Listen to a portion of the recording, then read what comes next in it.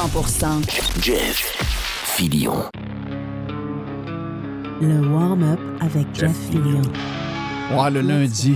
Let's go, oui. Le lundi, hein, on a besoin de ventiler, surtout après tout ce qui est arrivé au cours du week-end. Et le warm-up, ben, on a les deux pieds sur le pouf, on jase. On vous a gardé le dernier bout du warm-up qui dure 2 heures sur la version Prime de Radio Pirate. On parle de Pierre Poilievre, qui a moffé hier. qui a moffé. Et de plus en plus, les vrais conservateurs sont... Ben, on n'a plus de place à aller. On n'a plus de place à aller. Donc, on a jasé dans le warm-up de Radio Pirate. C'est drôle, hein? Hier matin, moi, je fais la fin de semaine, j'essaie de décrocher un peu, mais le matin de bonne heure, je suis quelqu'un qui se lève tôt.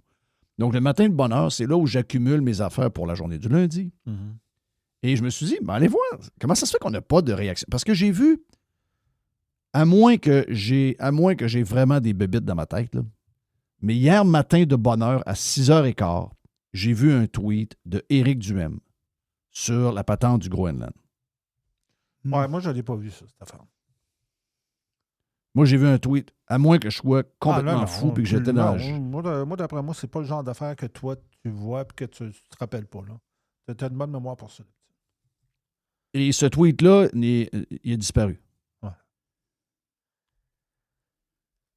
Donc, il y a quelqu'un dans l'entourage, si jamais c'est arrivé, je vous le dis, là, je pense n'avoir vu un. Ça se peut que j'ai complètement buzzé puis pendant 5 minutes puis j'étais pas là.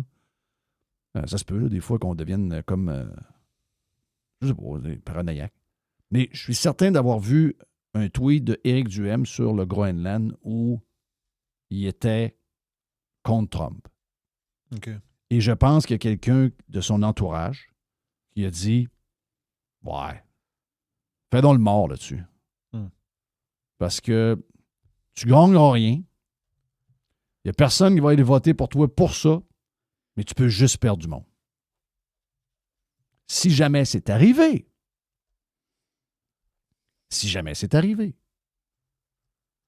En passant, j'ai vu Éric vendredi, très magané, très grosse grippe. Très magané. Finalement, il n'a pas jasé bien. C'est François qui a jasé le plus. J'étais assis à côté de François, son chum, qui est un gars extraordinaire. Puis tout le monde était de bonne humeur, les gens étaient de bonne humeur. Souper, on en parlait avec Reg dans l'autre podcast, mais j'ai trouvé qu'Éric avait l'air fatigué. Je comprends qu'il est malade, là. Mais ce gars-là se démène, pas à peu près. Là. Éric se démène. J'espère qu'il va se tenir en forme. Je comprends qu'il y a une bonne grippe. Mais tu sais, il y a eu un call l'année passée. Là. Son histoire de cœur, là, c'est un gros call. Là. Si je me rappelle pas, ça fait 1 an de ça? Ça fait 1 an de ça. C'est un gros call. Là. Oh, ouais. En tout cas, j'espère qu'il va faire attention à lui. Mais si jamais il a fait le tweet en question et que quelqu'un l'a raisonné en disant « Ouais, enlève le don. Ça, tu vas nulle part avec ça, tu vas juste déplaire. » J'ai pas réussi à le trouver. J'étais allé dans le patente d'archives. J'ai pas réussi à le trouver. Je me suis dit, j'ai-tu imaginé quelque chose? Peut-être que oui, peut-être que j'ai imaginé de quoi, mais je pense pas. C'est pas moi dans mes habitudes d'imaginer quelque chose.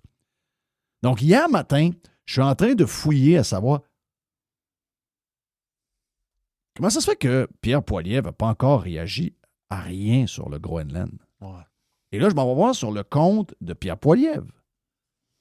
Et il n'y a rien sur la patente du Groenland. Rien. Hier matin, il n'y avait rien. Rien.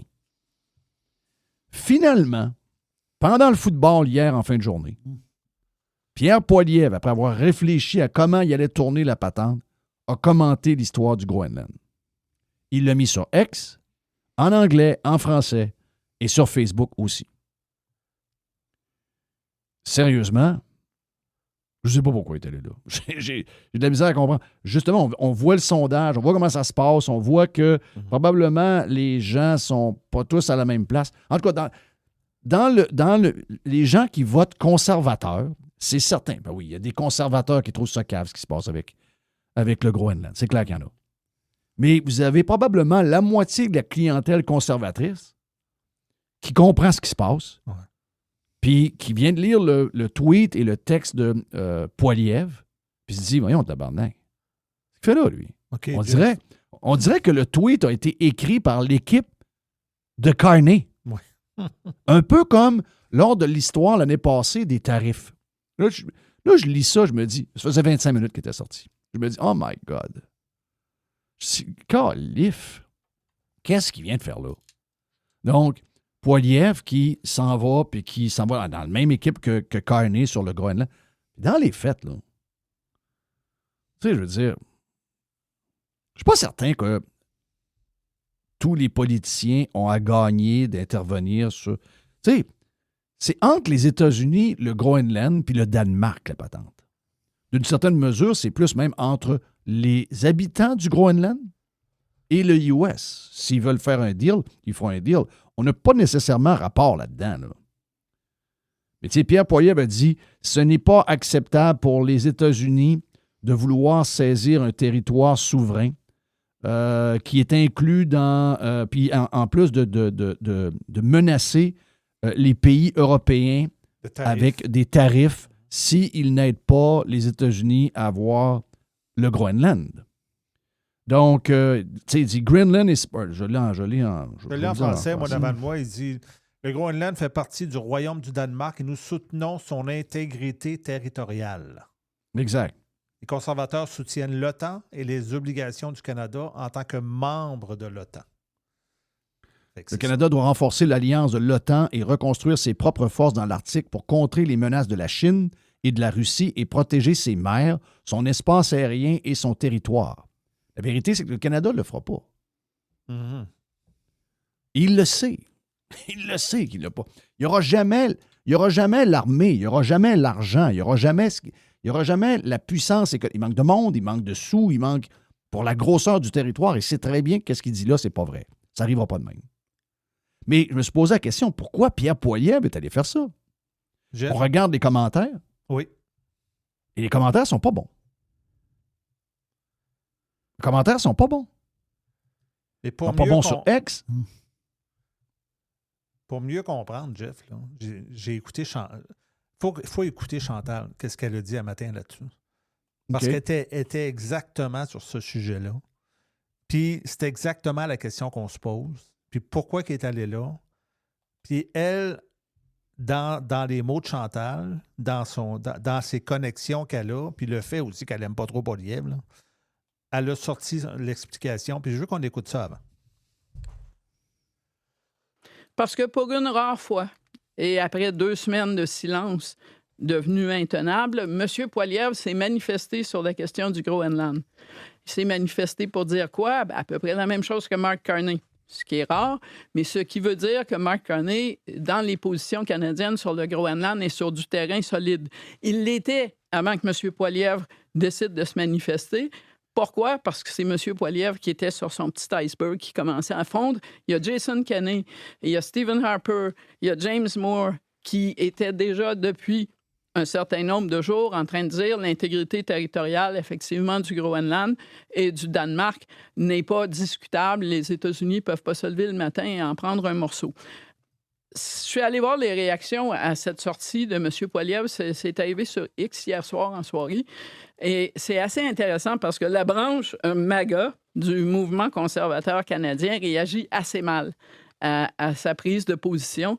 Juste parce qu'elle s'arrime à celle du premier ministre? Ou non, parce que on aime les États-Unis, on aime Donald Trump. Alors, en clair... Donc, il faut penser comme lui. Oui, puis souvent, ce qu'on peut lire, je vous dis pas que c'est très sophistiqué comme pensée politique, mais vous devriez plutôt nous défendre contre l'invasion de la Chine négociée par Mark Carney, qui, on voit le ton, mais ça passe assez mal auprès d'une partie de son électorat. Mais les gens sérieux qui font partie du mouvement conservateur, évidemment, se disaient depuis 2 semaines quand est-ce que le chef de l'opposition officielle va se manifester sur cette question-là.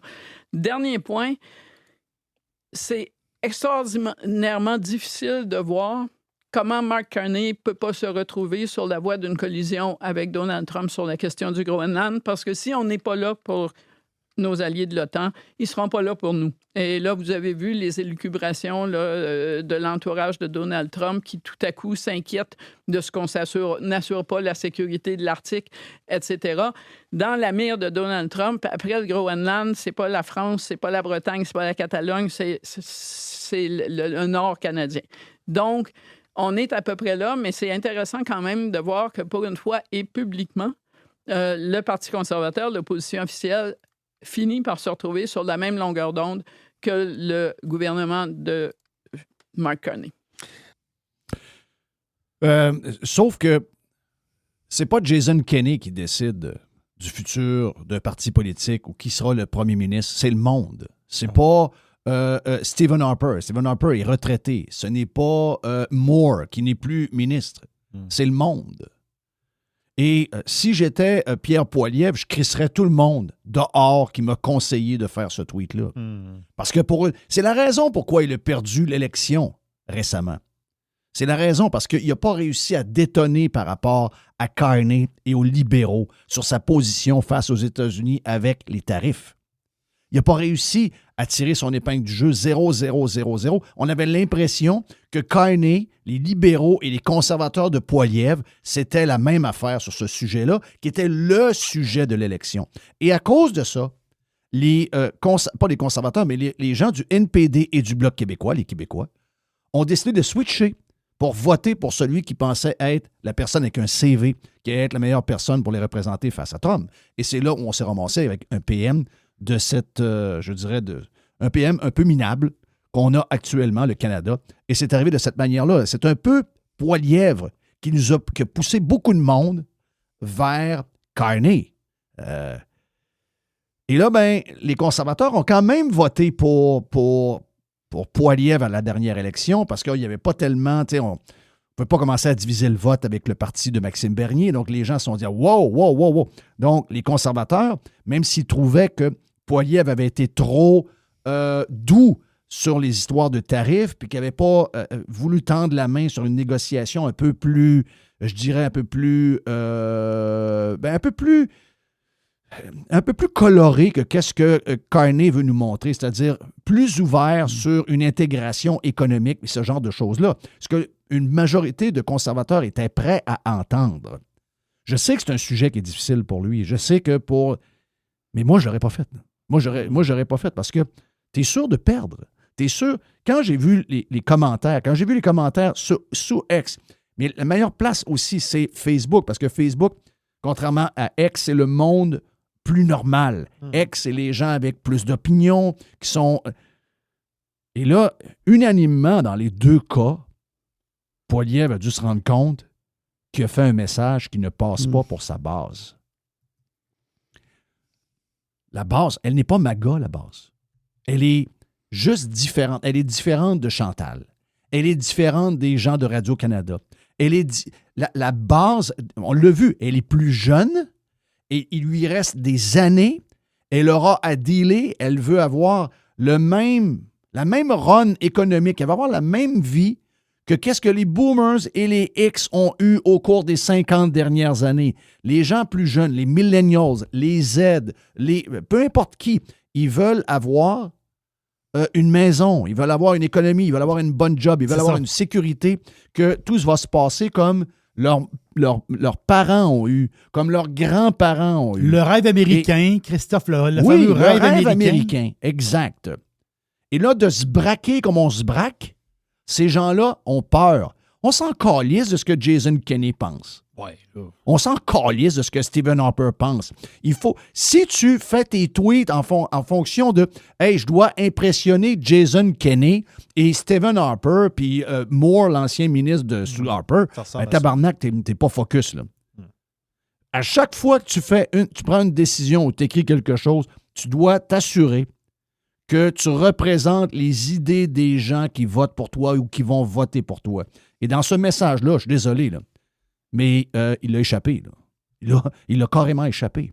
Là, qu'est-ce que les gens se rendent compte? Les gens se rendent compte qu'on n'a pas d'option. C'est triste. C'est on n'a pas d'option. On n'a pas de vrais conservateurs. On n'a pas de vrais républicains. On a, en fait, des genres de... Tu sais, on parle souvent des conservateurs du Québec qui sont une belle gang de mous. On a l'impression que c'est une gang de conservateurs avec une cravate bleue. Bien, dites-vous que c'est ça la grandeur du Parti conservateur, pas juste au Québec. Et probablement que ça inclut Poilievre, mais si c'est pas lui, sans doute toute sa garde rapprochée. Ouais. C'est ça qui est triste. Donc,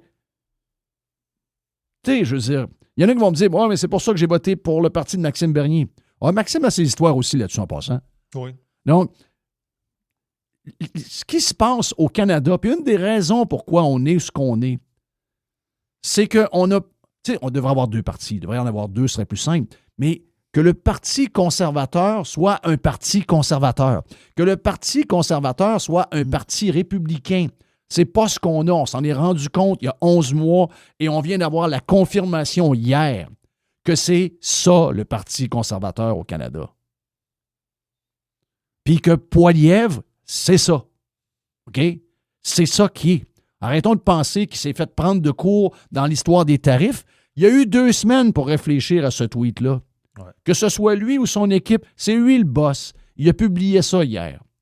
C'est un tweet qui aurait pu être fait par Mark Carney, mais pourtant, quand je regarde à côté, c'est le nom de Poilievre qui est là.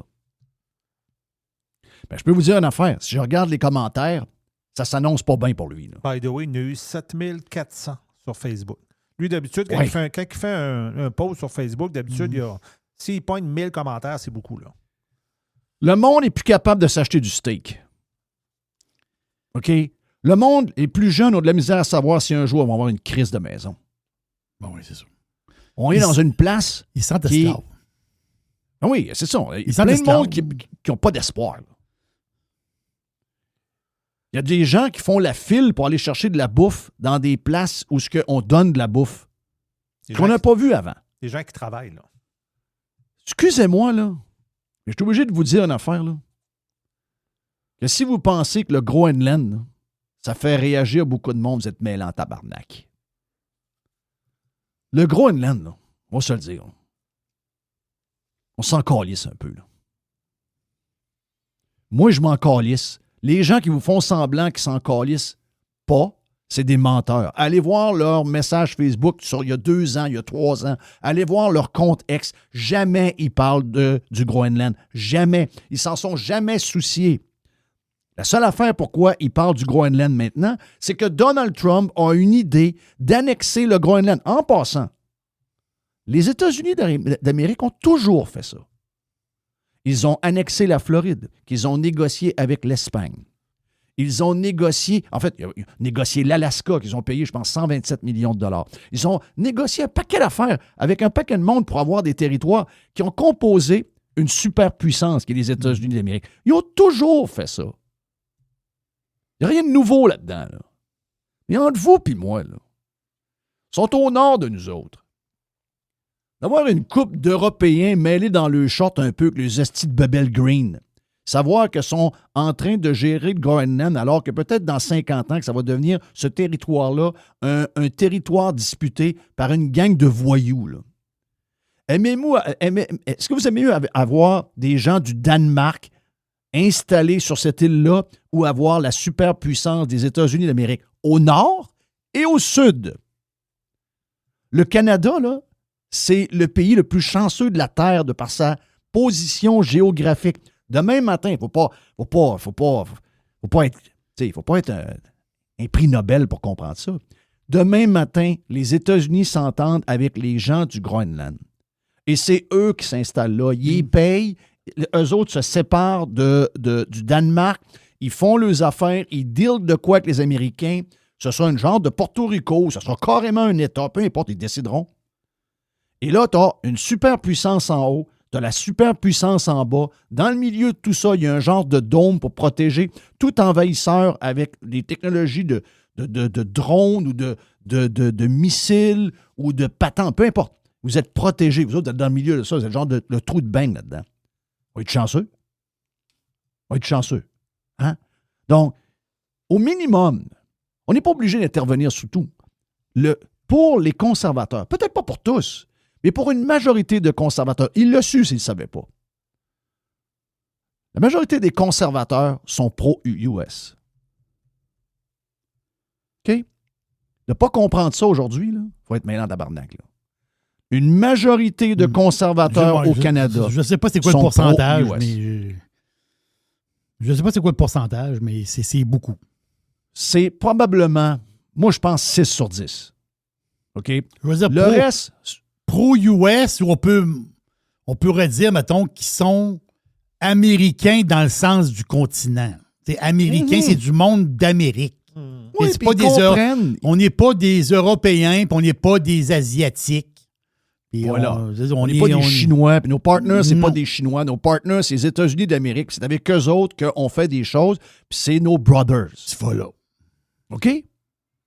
Donc, ce que je comprends, c'est que Poilièvre n'a pas compris ça. Il n'est pas capable de... Il ne connaît pas sa base. Non. Il ne connaît pas ses membres. Il ne connaît pas ses électeurs. Les gens, les conservateurs au Canada, une majorité sont pro-US. US. Canada. Mais ils sont pro-US.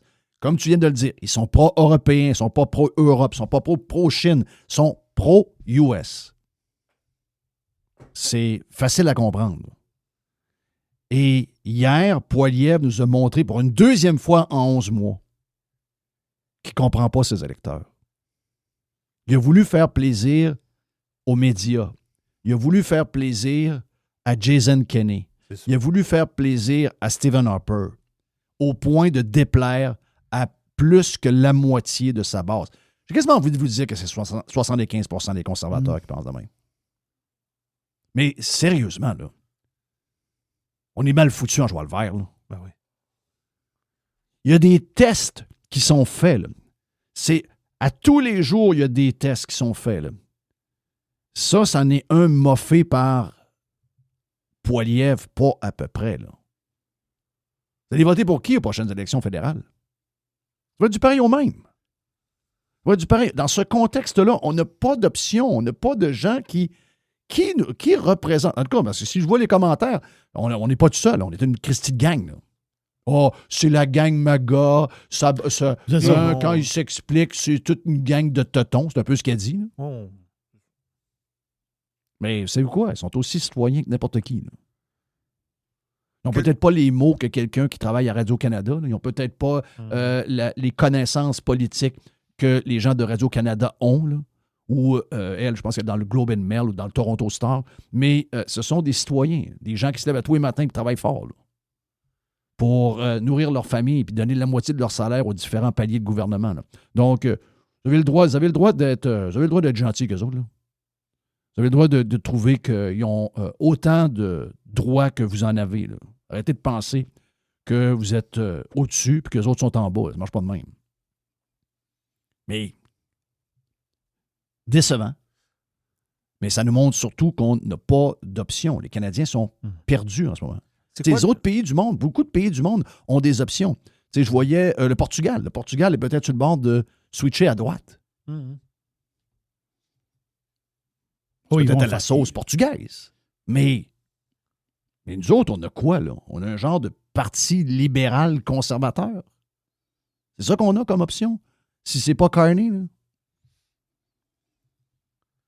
Très, très mal conseillé. Mais son tweet sur le Groenland, le tweet que tu parles, là, le message qu'il a fait, là, quelles sont les chances, d'après toi, que lui ne pense pas un mot de ce qu'il a écrit? Moi, je pense que dans la vraie vie, Poilievre est comme nous autres. Donc, ce que je pense aussi, OK. ce qu'on confirme, c'est que c'est le parti qui roule, qui run. Il n'est pas assez fort pour l'aider, ce parti-là, selon ses idées à lui. Est-ce que je peux faire... Je vais vous faire entendre quelque chose, OK? Je vais vous faire entendre... un peu voir. Je vais vous faire entendre... pas Chuck Norris. J'ai une vidéo de Chuck Norris devant moi. Ouais, c'est pas... le gars du Vermont, là. Tu veux dire le Comment gouvernement? s'appelle le gars avec les mitaines? Ah oui, Bernie. Oui, Bernie Sanders. Mm-hmm. OK. Bernie Sanders est allé au podcast de Theo Von, c'est ça, je pense, son nom? Puis, Bernie se fait poser des questions sur Trump. Et même Bernie, qui est son opposant idéologique numéro 1, est capable de reconnaître quelque chose. Écoutez bien. Et c'est ce que j'aimerais que Éric ait. C'est ce que j'aimerais que Poilievre ait tant et aussi longtemps que nos leaders. Hier, Éric a fait l'éloge quasiment de Guilbeault. Gene? T'as pas besoin de faire l'éloge de Guilbeault. Il n'y a personne de ta crowd qui va faire l'éloge de Guilbeault, là. Mais pourquoi il le fait? Ben, parce que c'est comme ça un peu qu'il faut le faire. Il faut faire ça pour les journalistes. Il faut faire ça parce que c'est la manière de faire. Quand quelqu'un. Ça a été comme ça avec Legault aussi la semaine passée. Mm-hmm. C'est comme si ces gens-là meurent, puis là, ben, on se sent obligé de trouver des qualités à ces gens-là. Non. Quand tu pars, tu dis bon débarras, puis t'envoies un finger. OK? Ben, ça, c'est les réponses à la Trump. Et au Canada, on n'est pas capable. On n'est pas capable. Ben, elle a été bonne quand je l'ai rencontrée en entrevue. Trump se crisse de tout. Voici ce que Bernie Sanders lui-même dit sur Trump. Do you see why people like him? I do. You know, because he's very disarming. He gets up there and he says whatever the hell he wants. Yeah. He is not. Yeah, he doesn't seem like he's by the book. That was a thing. He is not by the book. Right. And so that's something the same as you. It's like he's speaking for, it feels like they're speaking for themselves, right? Whether you agree with maybe what they believe what they're saying. And that, I think, comes through. I think you're right. Clearly to people. I think, he's certainly unusual.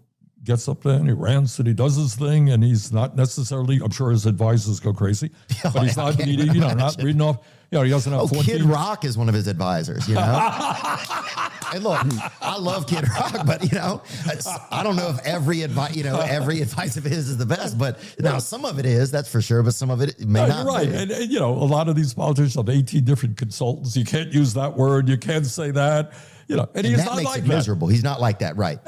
Ben, voilà. Est-ce que vous comprenez ce que je veux dire là-dessus?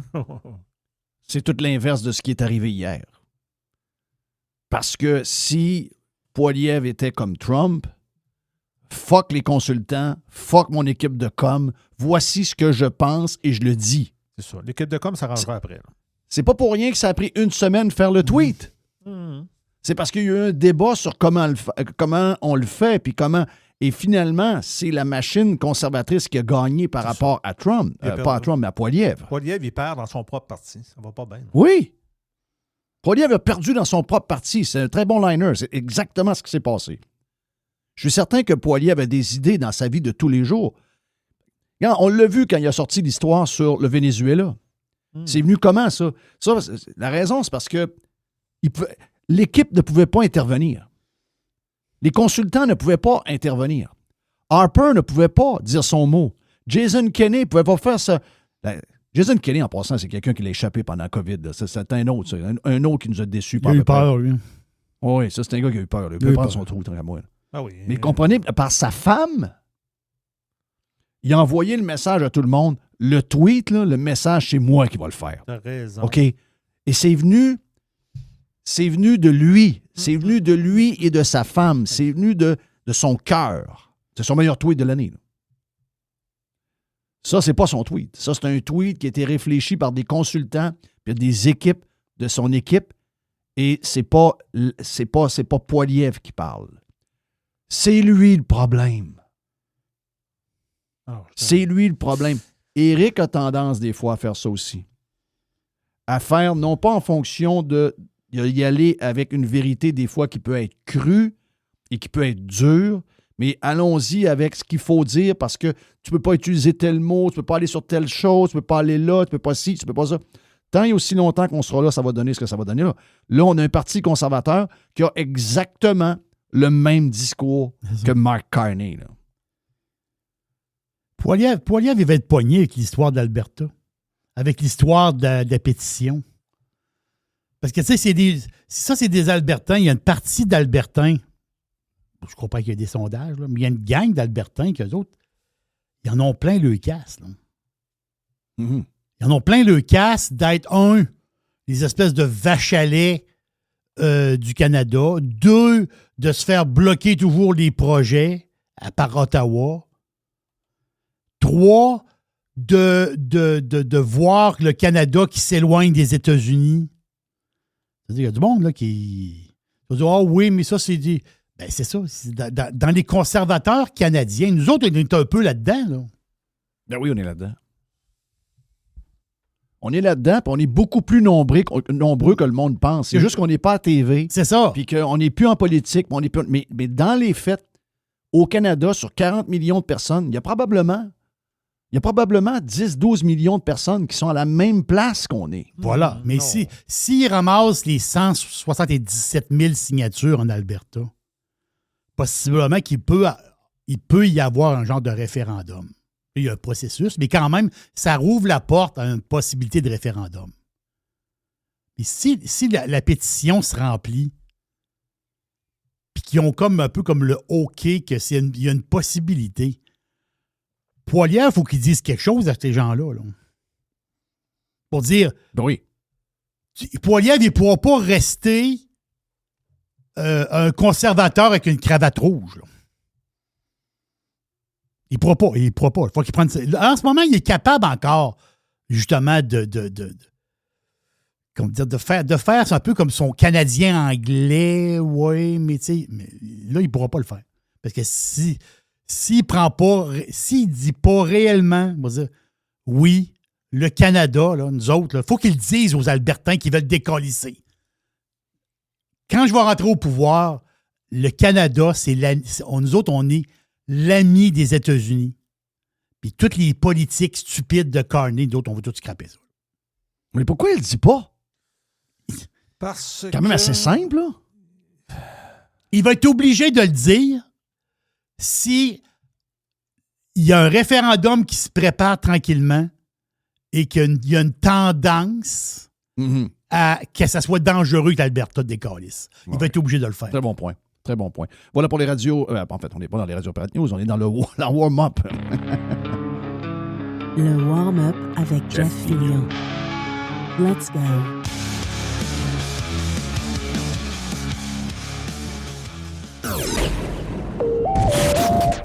Radio Pirate, Radio Pirate, Radio Pirate.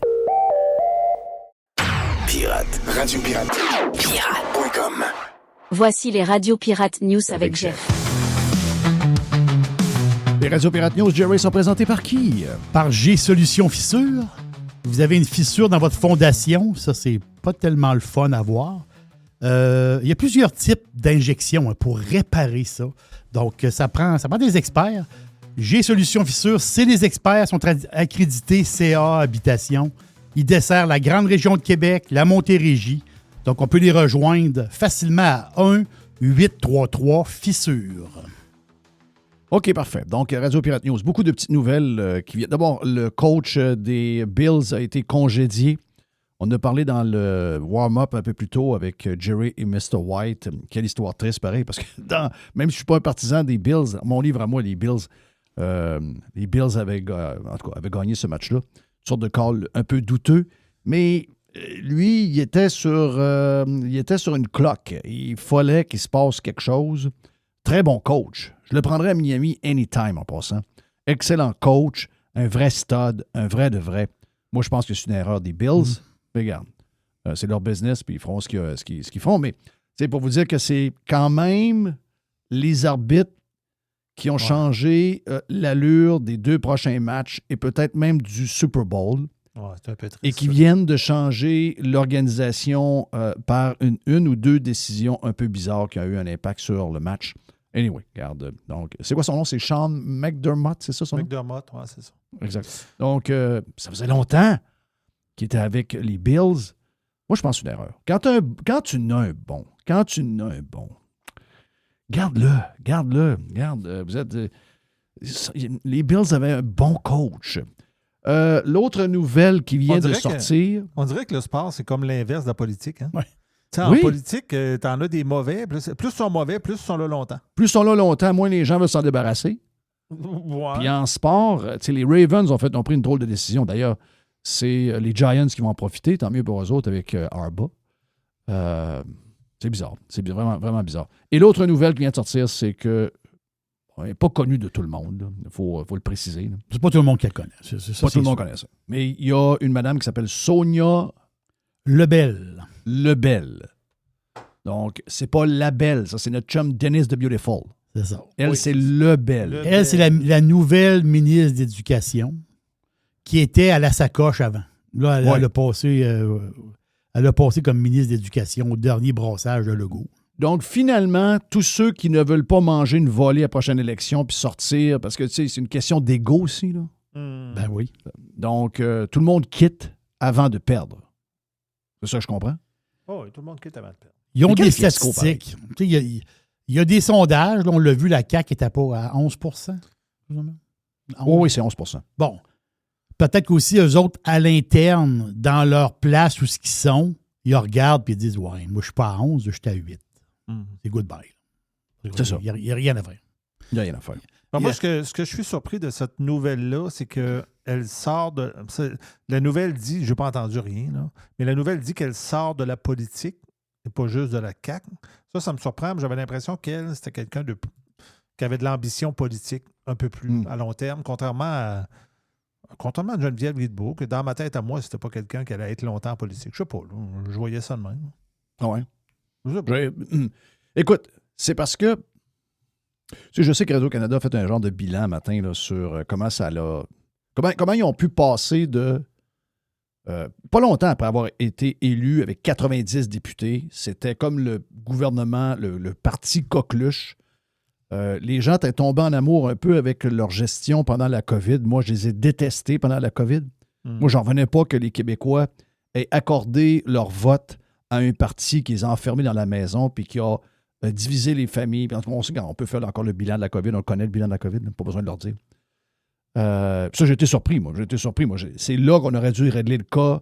Mais il n'y avait pas nécessairement de partis qui étaient là pour de vrai. Tu avais Anglade, je pense que PSPP était là à ce moment-là, mais ça commençait un peu tout croche.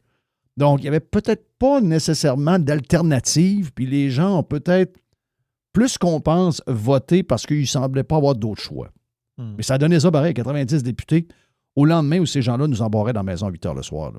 C'est quand même bizarre. Et là, ce que Radio-Canada dit, c'est que ça a commencé avec l'histoire du troisième lien. Quand la grande est arrivée avec les gens de Cartable, puis qu'elle a floché, parce qu'il y aurait eu une grosse discussion à l'interne. Il y avait deux clans à l'interne. Il y avait le clan montréalais, où ce que les gens de Montréal, les médias de Montréal et les influenceurs montréalais ne voulaient pas du troisième lien. Ce qui avait il y avait une répercussion dans le parti avec ça. Donc, les gros comme Dubé, Fitzgibbon, tous les plus gros qui... c'est la majorité de Montréal. Oui, c'est ça. Ça gagne là aujourd'hui, ils sont partis. Là. Sont tous partis, eux autres. Et ils ont dit, regarde, il faut s'occuper de... Ils étaient prêts à flusher la région de Québec, qu'ils ont mis au monde. Okay, la raison pourquoi la CAQ est au pouvoir, c'est la région de Québec qu'ils ont mis au monde. Quand ils ont commencé à avoir des députés, c'est la région de Québec qui les a élus en premier. C'est l'histoire du troisième lien et c'est l'élection, surtout, de Geneviève Guilbeault à la place de Sam Hamad dans son comté qui était le mien à cette époque-là, qui était... c'était quoi le comté de... Donc, Sainte-Foy, Saint-Augustin. Là.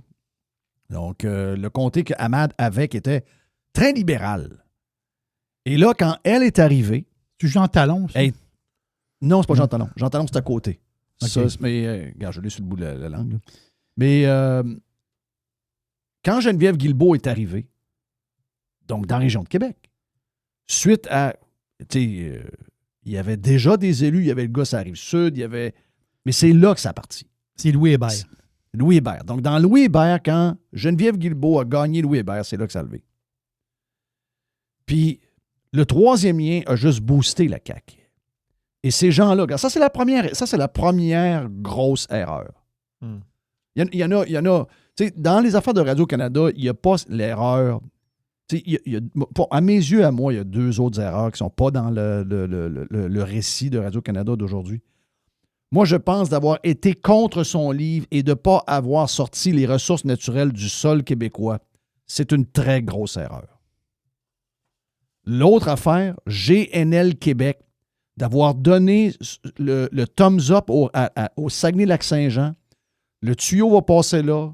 Dans le port de Grand-Anse, on va avoir une usine qui va prendre le gaz, va le liquéfier, on va le mettre dans le bateau, ça va partir du Saguenay, ça va monter dans le fleuve, ça va s'en aller en Europe. Aujourd'hui, là, si on avait le gaz naturel et si on avait le gaz naturel liquéfié de GNL Québec, on ne serait pas dans ce marasme-là parce qu'il y aurait plein d'autres affaires qui se seraient connectées à ça. On serait resté dans un Québec où il est en train de se passer quelque chose. Mais on a reculé, on a annulé, on est devenu une place qui est devenue la capitale mondiale de l'immobilisme. Et le parti de la CAQ en paie le prix. Et c'est de leur propre faute. Donc, ils ont reculé là-dessus. Ensuite, ils ont reculé sur le troisième lien. Ils ont fait porter le chapeau à Guilbeault. La raison pourquoi ils voulaient faire porter le chapeau à Guilbeault, c'est que Guilbeault était quand même assez populaire. C'était elle qui était le genre de dauphine. Le premier ministre voulait rester à ce moment-là. Il voyait qu'elle commençait à pousser. Comment je vais faire pour l'éliminer? C'est pas compliqué. Tu vas faire une conférence de presse, puis tu vas aller annoncer toi-même, puis moi, je ne serai pas là, que tu mets fin au troisième lien. C'est de même que ça s'est passé. Ensuite, il y a eu l'élection du péquiste Paradis, là, dans Jean Talon, justement. Il a remplacé une fille qui était là, qui pensait être ministre, puis qui s'est dit, bon, ben là, regarde, je viens d'être élu, ça fait 6 mois, puis je démissionne. Là, ça a créé un poste d'ouvert. Donc là, il est arrivé quoi? Il est arrivé, alors qu'il menait dans les sondages au Québec. Il était en tête dans les sondages. La CAQ était de loin en tête. Il y avait 40 des intentions de vote. Et parce qu'il s'est passé que le troisième lien, ils ont mangé une crise de volée. Et Paradis du PQ, on se rappelle que ce gars-là avait négocié d'un bord et de l'autre pour soit aller à la CAQ comme ministre, finalement, il a décidé d'aller au PQ. Des gens avec de bonnes convictions. Ça a été une méchante volée. Au point où François Legault, d'après l'article de Radio-Canada de ce matin, que François Legault n'a pas écouté aucun conseiller, n'a pas écouté aucun ministre pesant dans la gang de la CAQ et du gouvernement, et a fait son mea culpa le lendemain de la méga défaite dans Jean Talon dans la région de Québec et a annoncé que le troisième lien revenait. Ça a été bizarre. Là. Ça a montré un gouvernement qui a pas de boussole, là, qui va juste sur des coups d'émotion. Ça l'a montré un désorganisé complètement. Et là, par après, ça s'est mis à descendre à cause de ça. Et le coup ultime, c'est une niaiserie, là. C'est 8 millions de dollars. Là. C'est ça, pour l'histoire du hockey, les Kings, puis à Québec, les games de hockey. Exact. Et à partir de là, tout était fini. Et là-dedans, il y a des carrières politiques qui ont été scrappées. Là. Moi, je pense qu'il y avait quelques bons joueurs là-dedans qui auraient pu prendre la relève de François Legault. Sonia Labelle en est peut-être une, même si elle est moins connue. Elle avait peut-être de quoi pour que ça marche. Guilbeault était pressenti pour être la future chef de la CAQ. Elle était pressentie, pas à peu près. Mais ils ont brûlé tout ce monde. Et ce sont tous, en fait, ils ont tous tiré dans le chaloupe. Et la raison pourquoi ils sont à 11 % aujourd'hui, oui, il y a le contexte. Oui, après 2 mandats, il y a de la fatigue. Oui, il y a un paquet d'affaires. Mais une des vraies raisons, c'est qu'ils ont... T'as-tu à qui me font penser, la CAQ? Ils me font penser aux 4 ans de l'ADQ de Mario Dumont. Mais même pas 4 ans, parce qu'il était dans l'opposition, puis je pense que c'était un gouvernement qui était minoritaire à ce moment-là. Mais quand l'ADQ a élu 42 députés et a passé à quelques députés d'être quasiment au pouvoir, ce parti-là a été méconnaissable. Ils se sont transformés. Ils sont devenus social-démocrates. Ils ont abandonné les gens qu'ils avaient élus. Les gens qui les avaient élus avaient un fond conservateur. Ils ne le savent pas. Ils n'aiment pas s'entendre ce mot-là, mais je parle de leurs valeurs. Et ils se sont mis à être comme le PQ. Ils se sont transformés en l'espace de quelques mois. Ils étaient même prêts à payer l'essence au taxi. À un moment donné, on avait eu une explosion du prix de l'essence. Exactement. Et l'ADQ avait présenté un projet de loi à l'Assemblée nationale pour qu'on subventionne l'essence d'un taxi. Là. C'est bien trop vrai. Oui, c'est arrivé pour vrai, ça. Là. Et ce parti-là, l'ADQ, a tellement été perdu et a tellement renié ses valeurs et les gens pour qui ils ont voté qu'ils ont été éliminés de la map à l'élection d'après. On peut bien faire les éloges de Mario Dumont sur un paquet. Ah oui, Mario. Non, Mario Dumont, il a échappé en tabarnak. OK? Mario Dumont, Il a été mauvais. Il a été très pourri. Je pensais que c'était une des pires dérapes de l'histoire de la politique québécoise. Et finalement, la plus grande dérape, c'est la CAQ. Imaginez-vous si la CAQ reste la CAQ puis qu'ils font ce qu'ils avaient dit qu'ils allaient faire. Parce que la CAQ, c'était la continuité de l'ADQ. Donc, ils ont bouffé l'ADQ. Donc, ils sont devenus... Et la preuve, c'est que Jerry a voté pour la CAQ. Mr. White a voté pour la CAQ. Éric Duhem a voté pour la CAQ. 2 fois. Pourquoi? Parce qu'aux yeux des Québécois avec les valeurs conservatrices, ils n'ont tellement pas de ce mot-là conservateur, mais c'est ça pareil. Donc, les gens qui avaient des valeurs conservatrices plus de droite voyaient dans la CAQ le parti qui allait les éloigner des sautés du PQ puis des pas fiables du Parti libéral. C'est ça qu'ils voyaient. Mais encore une fois, comme l'ADQ, la CAQ, qu'est-ce qu'ils ont fait? Sont devenus un parti de bourse du carbone, de chars électriques, de bebel green, commencé à écœurer tout le monde, des taxeux, des dépenseux, des mauvais gestionnaires, une petite gang de tout croche qui recule sur un paquet de projets. Donc là, ils se ramassent à 11 %. Tout le monde quitte. Moi, je vais vous dire une affaire.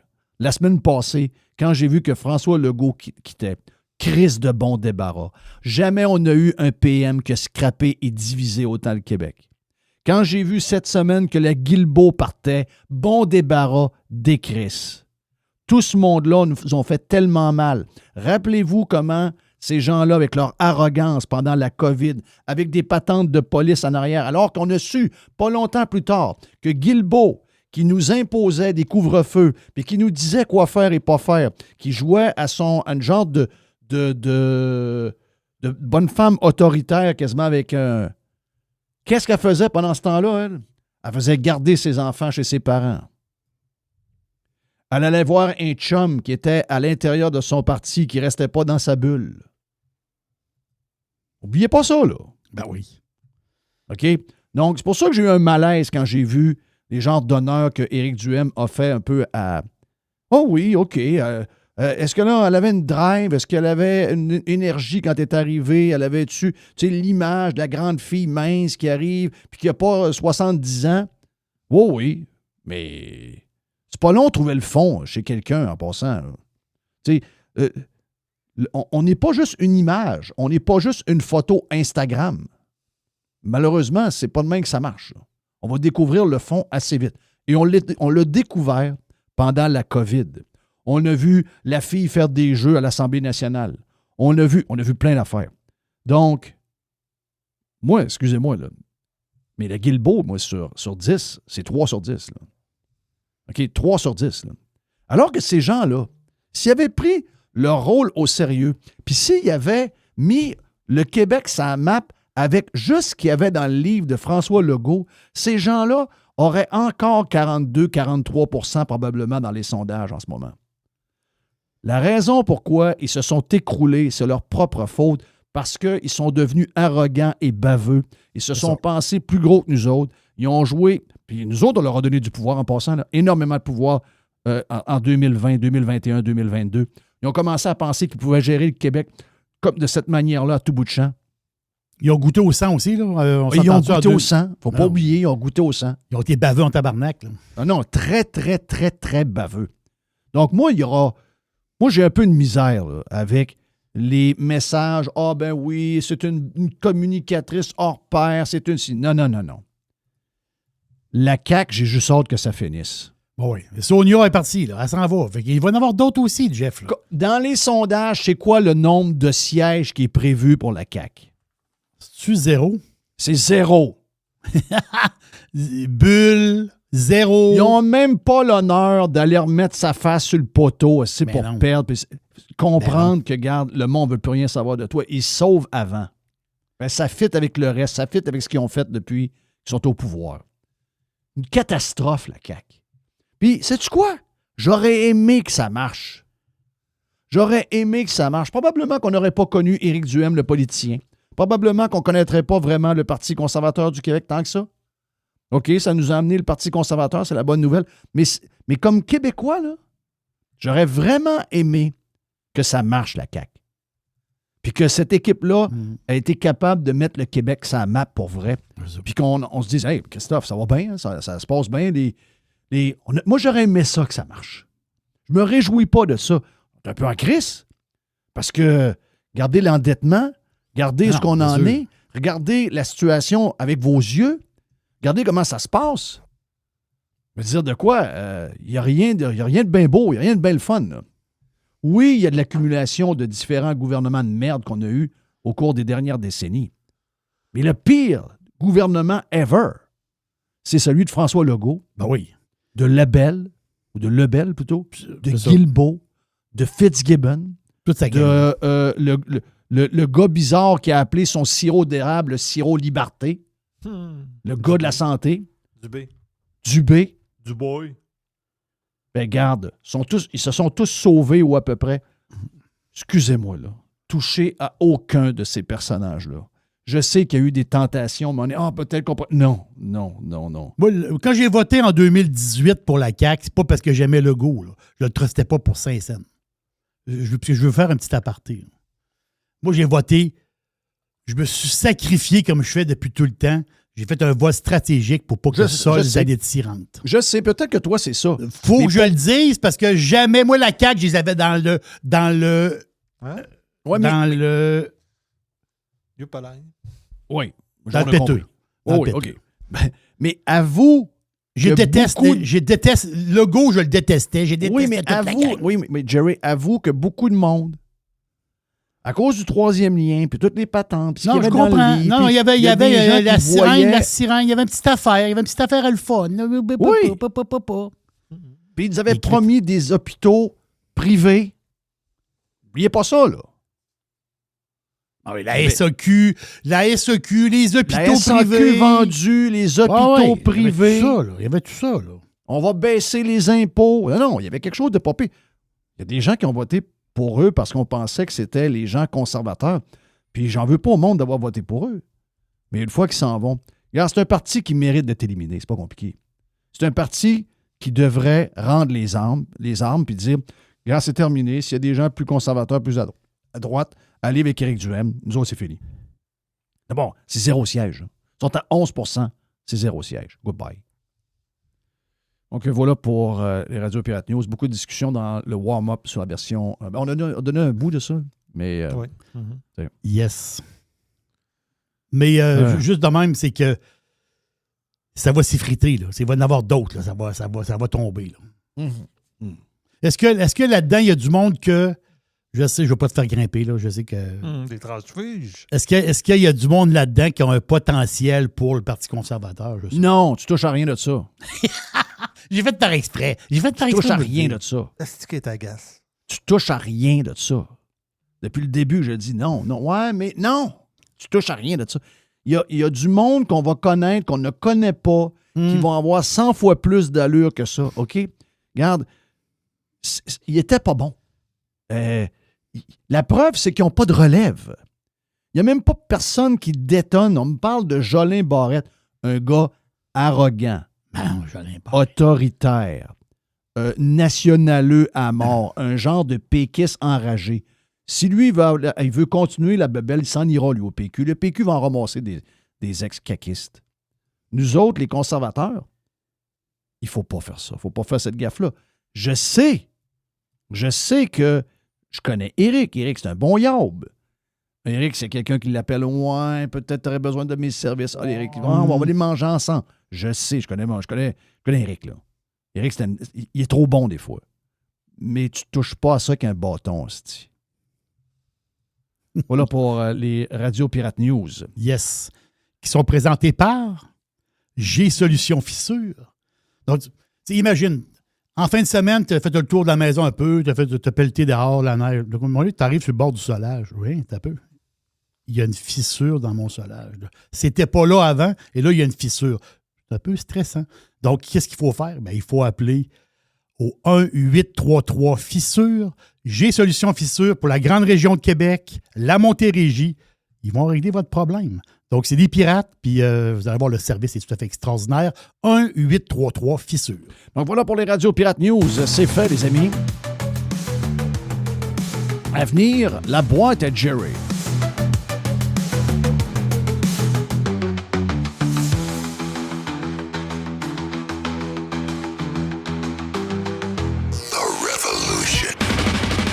Radiopirate.com. Enfin. Pirater, c'est légal. Radiopirate.com.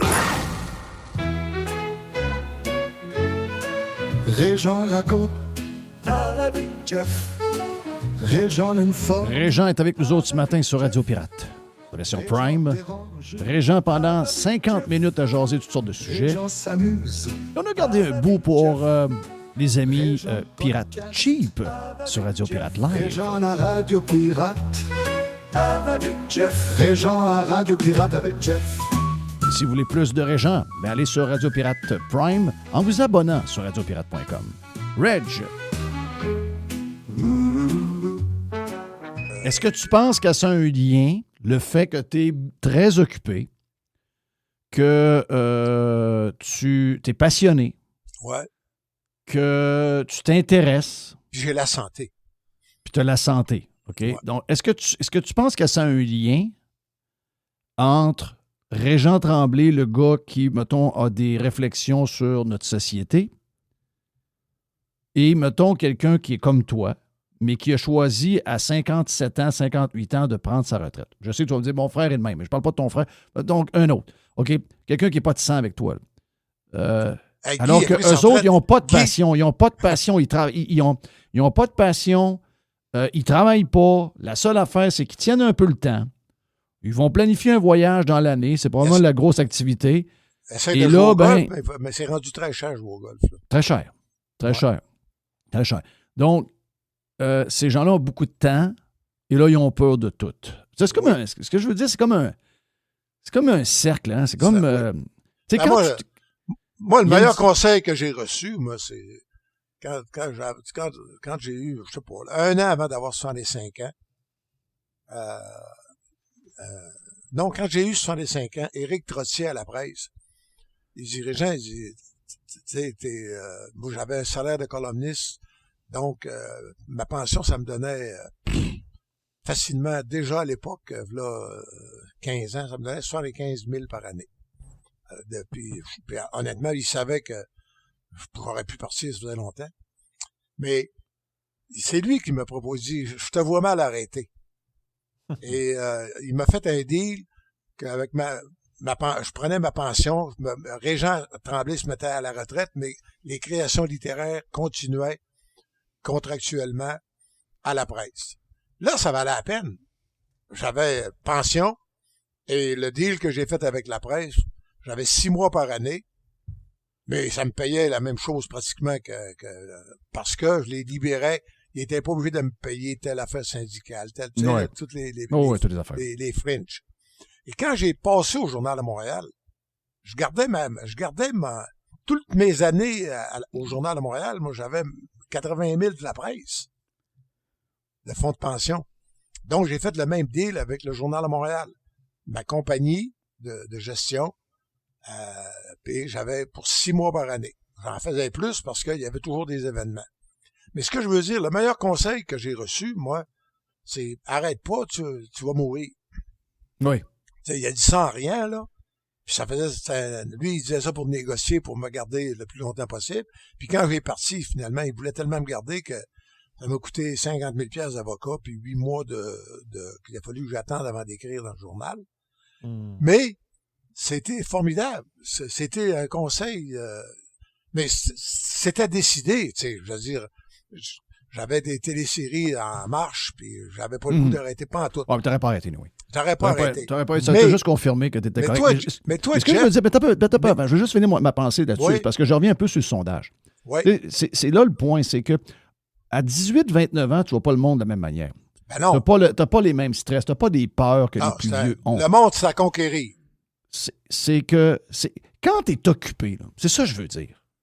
Quand t'es occupé, t'as pas peur. Le problème, c'est qu'on a beaucoup de monde pas occupé.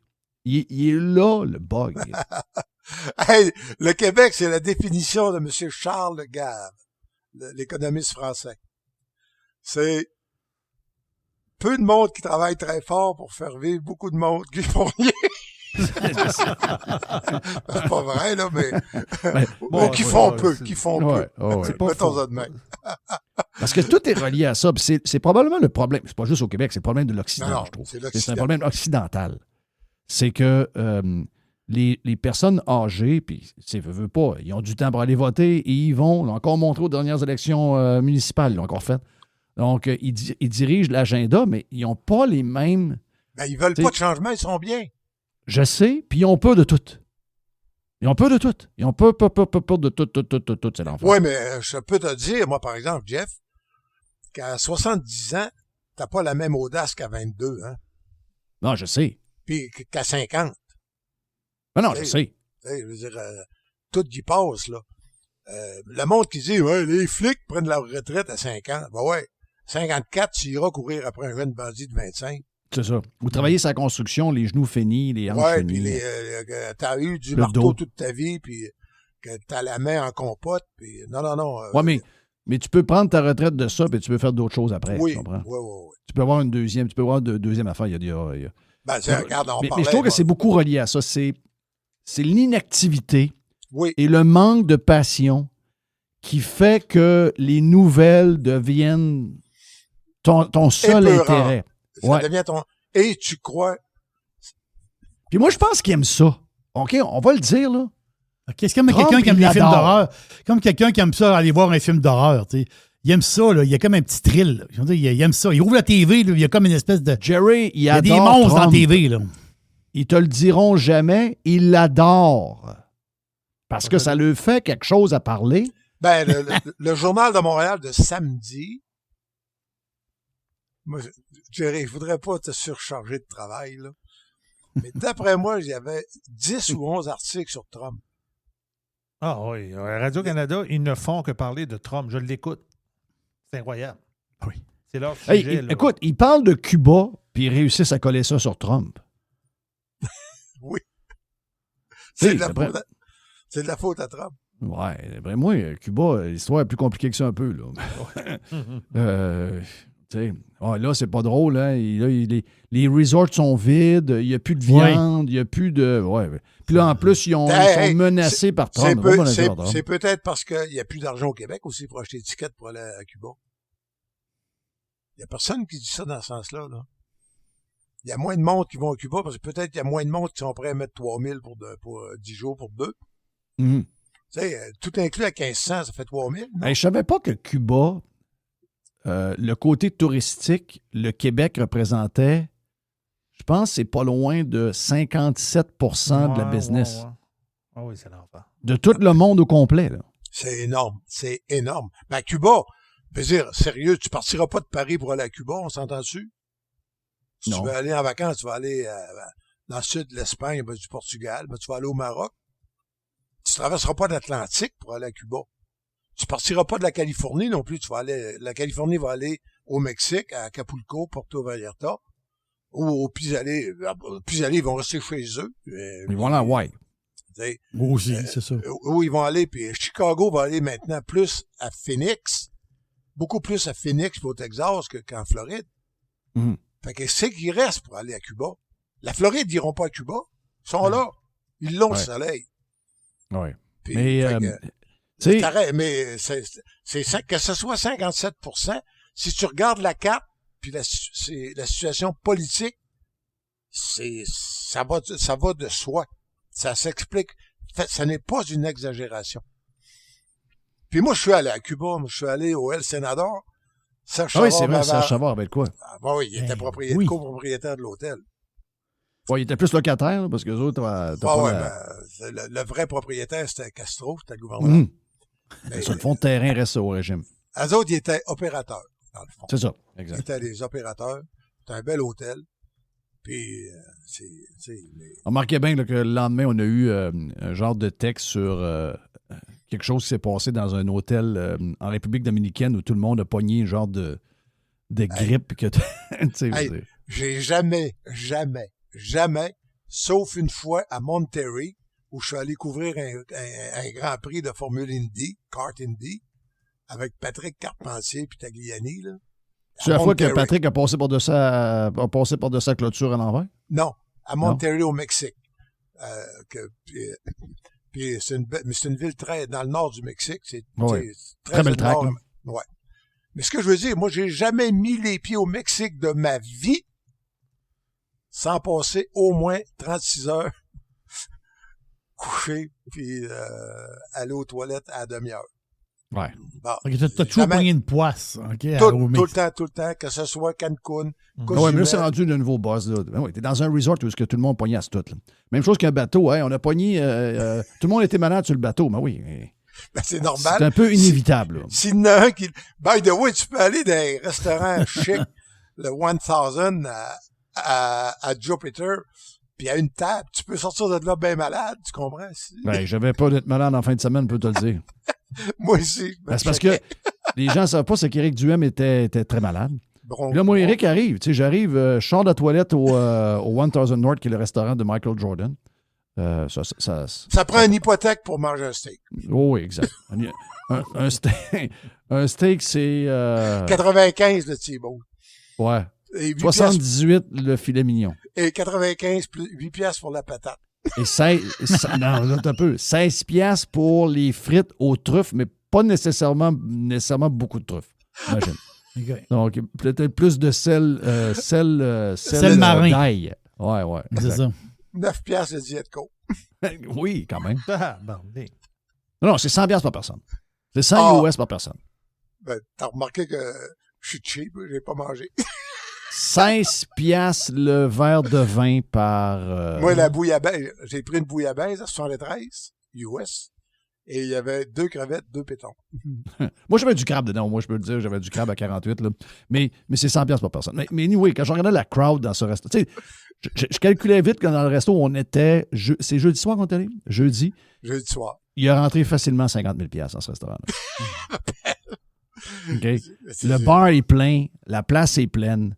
La terrasse est pleine, tout est plein. Là, puis là, il y a du staff, comme ça se peut pas. Tu dis, je vois le verre. Au moins, ils disent que dans les prix, le pourboire est inclus. Ça, il faut le dire. Oui, mais c'est pas écrit gros. Hein? C'est écrit en rouge.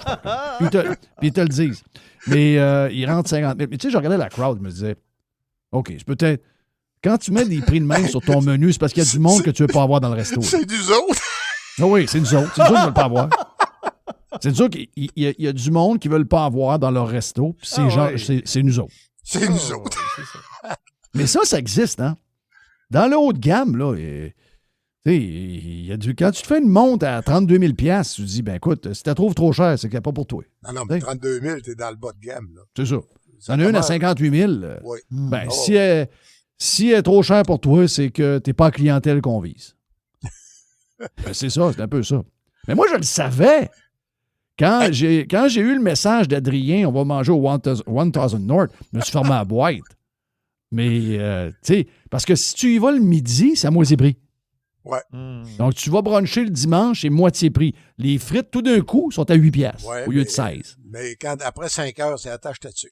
Après 5 heures, c'est... Oui. non, mais ça en face, là. Puis, tu sais, il n'y a pas rien que ça. Là. Moi, on a vu tout le grand restaurant, on a vu le bar, on a vu la terrasse. Mais en avant de la toilette, il y a l'ascenseur. C'est quoi, l'ascenseur? Ben, ça, c'est le club privé à Michael en haut. Ah, ben là, ça... Là, t'as la même grandeur de resto, mais privé pour la gang. OK. Bon. OK. Donc, c'est une autre affaire. Là. Non. Mais ça t'aide à une simplicité involontaire. Mais moi, j'ai zéro... Moi, je suis milliardaire, j'ai zéro besoin d'aller là. Ah, pas en tout. Non, mais moi, on est allé parce que ça faisait... C'était correct pour toi, c'était correct pour moi. C'était la situation... Ben, Jupiter, c'est au cœur de tout le monde, on est correct. Ouais, Jupiter, c'est une autre crowd. Là, mais moi, j'étais allé le midi. T'as raison, le midi, ça avait de l'allure. Oui, on y était 2 fois le midi ensemble. C'était correct. 35-40 piastres, ça a de l'allure. Exact. Mais là, le bon côté, c'est... Reg m'appelle, les boys. Reg m'appelle le lendemain matin, 7h30. Il dit, Pis, t'as-tu mis le souper sur l'hypothèque de la maison?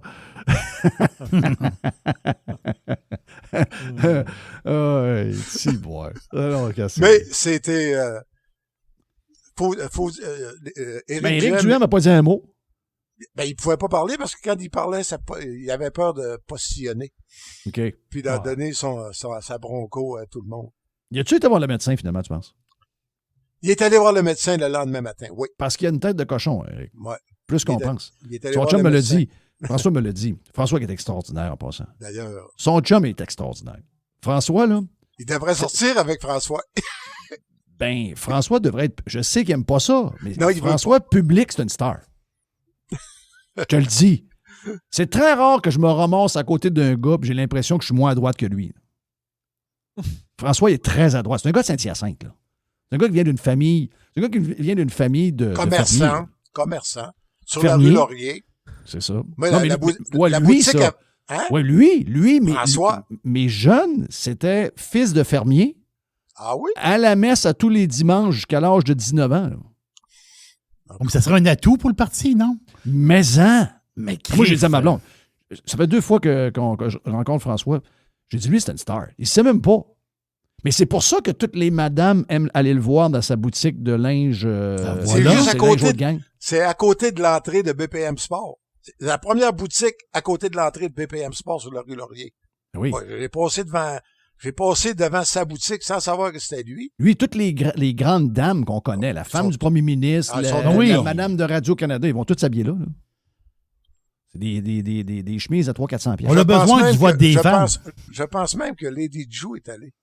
Oh! Ah! Attends un peu, voilà. Es-tu allé chez la boutique à François? Ah, oh, Christy, je viens d'entendre le prix. Elle dit souvent. Souvent.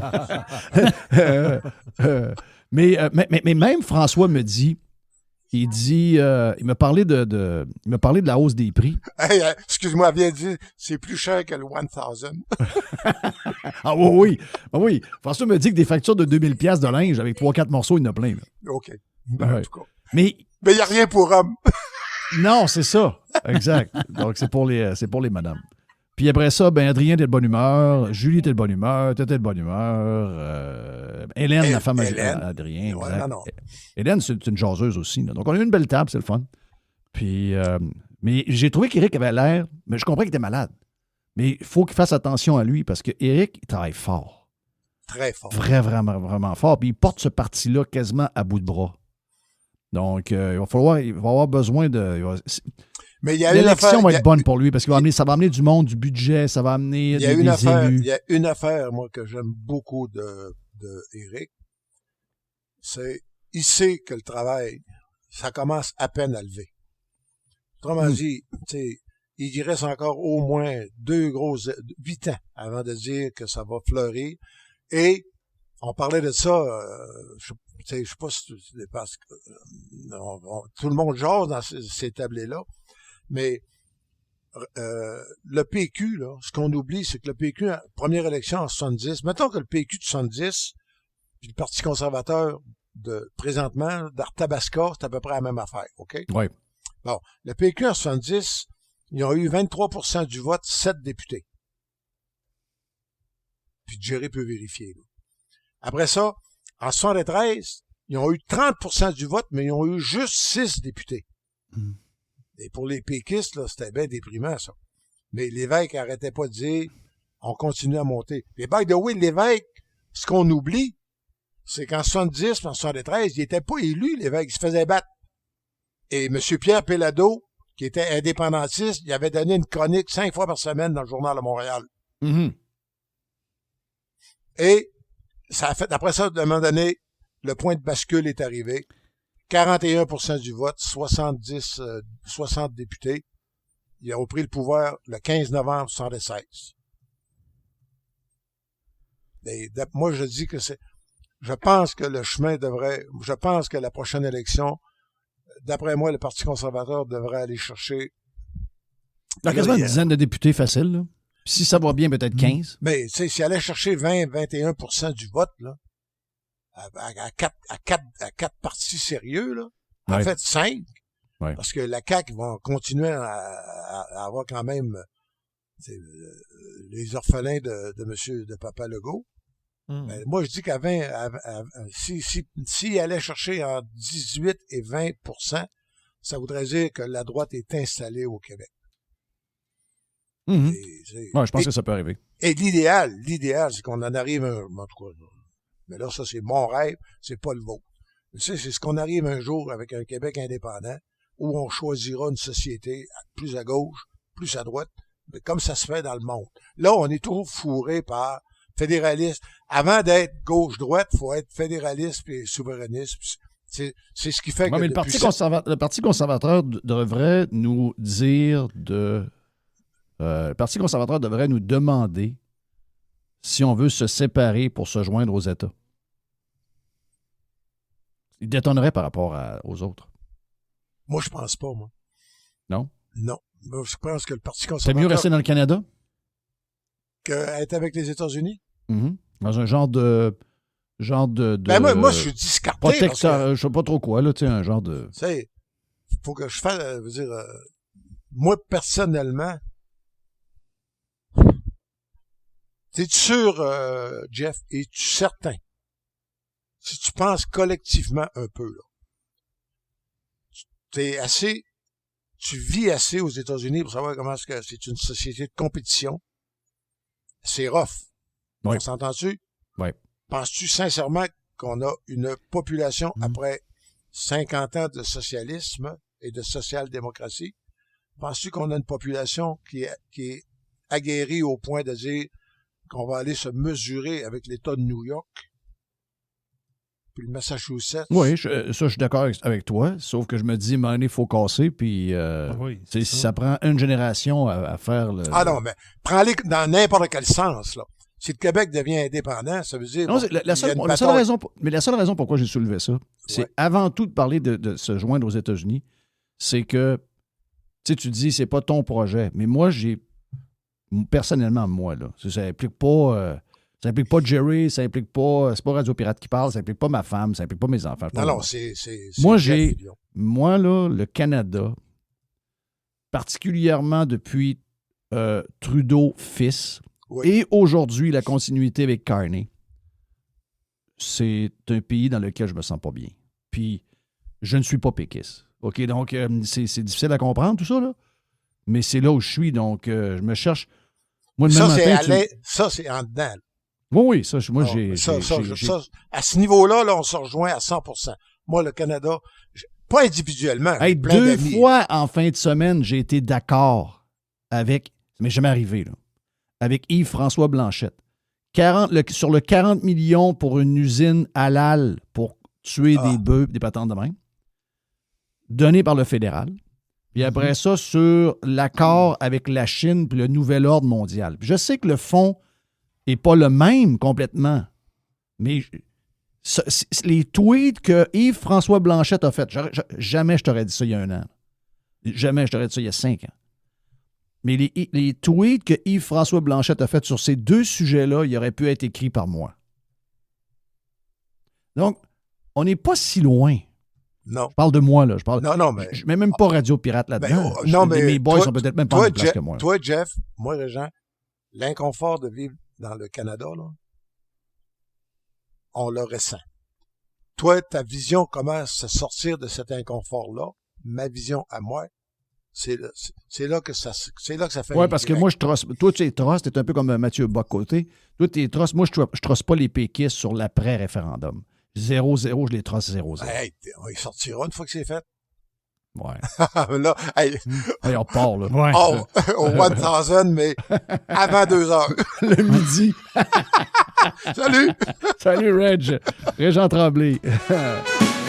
Régent à Radio Pirate avec Jeff. Régent à Radio Pirate avec Jeff.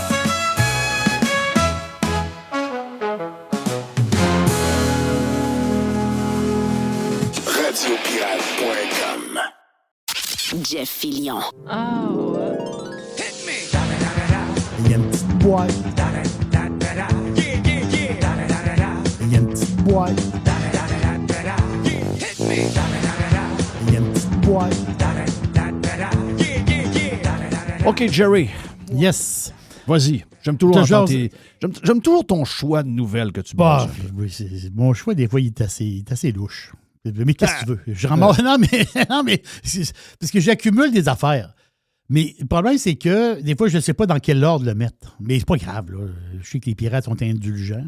Je veux revenir sur sur l'histoire des chars chinois, que tu as parlé dans le warm-up. Puis, tu sais, on l'a entendu que c'est le genre de 49 000... Pour les gens qui n'ont pas entendu, c'est qu'il y a 49 000 voitures qui s'en viennent de la Chine. C'est ça. Mais vu que les constructeurs chinois n'ont pas les voitures qui vont passer nécessairement les tests de Transport Canada et qu'ils n'ont pas de réseau de distribution, la nouvelle qui est sortie cette nuit, c'est que probablement que les voitures Tesla, qui avant étaient importées des États-Unis vers le Canada, qui par après que les histoires de tarifs ont été importées au lieu des États-Unis, ont été importées là, depuis quelques mois de l'Allemagne, que finalement les voitures chinoises qui pourraient être livrées au Canada, ce seraient les Tesla. C'est ça. Ça serait très drôle. Là. Parce que la twist aussi, c'est ça, c'est que sur les 49 000, là, c'est la moitié, il faut qu'il y ait un prix de vente de 35 000 $ et moins. Et il y a une autre subtilité là, dans le 49 000. Là. Donc, ça veut dire quoi? Ça veut dire que oui, autrement dit, la moitié, ça peut être du Tesla. Parce que les Tesla les moins dispendieuses, en ce moment, tu veux t'acheter une Tesla au Canada. Si tu vas sur le site de Tesla, Canada, c'est 49 900. Le moins cher, c'est le Model 3. Model 3, petite batterie, traction arrière. C'est ça, lui, il est à 49 900. C'est sûr, ben là, tu mets la taxe là-dessus, mais je veux dire, c'est le prix de vente, je veux dire. Tandis que là, vu que il faut que la moitié soit 35 000 $ et moins, mais peut-être qu'au début, ben, ça va être des Tesla pour la moitié. Puis après ça, ben, l'autre moitié, on ne sait pas qu'est-ce que ça va être. On ne sait pas trop. Mais Tesla va se faire même un modèle à 35 000. Ben, voilà. Ça se peut très bien que Tesla sorte un modèle encore plus déshabillé un peu. Ça, c'est très, très possible parce que ça se parle beaucoup d'un modèle Tesla vraiment low cost. Là. Ça se parle beaucoup. Puis l'autre affaire, on l'avait parlé un peu aussi, les chars vietnamiens. C'est vietnamien, en fait, contre les chars. Les autres, tu sais, les VinFast, ça dit quelque chose? Oui. VinFast. Ils sont rentrés au Canada, eux autres. Ça n'a pas une bonne de ce que je comprends, pas bien il y en a coté. Plusieurs qui trouvent que c'est pas facile. Non, pas facile, pas bien coté, il y a eu des problèmes. Ils en ont vendu en 2024, c'est ce que je suis allé voir. Ils en ont vendu 2000 chars en 2024. En 2025, j'ai pas les autres mois, mais j'ai le premier mois de l'année 2025. Ils en ont vendu 305. Et c'est pas... le monde ne court pas pour avoir un VinFast, là. Parce que, bon, la réputation est quand même assez moyenne. C'est pour ça que, tu sais, c'est pas évident, là.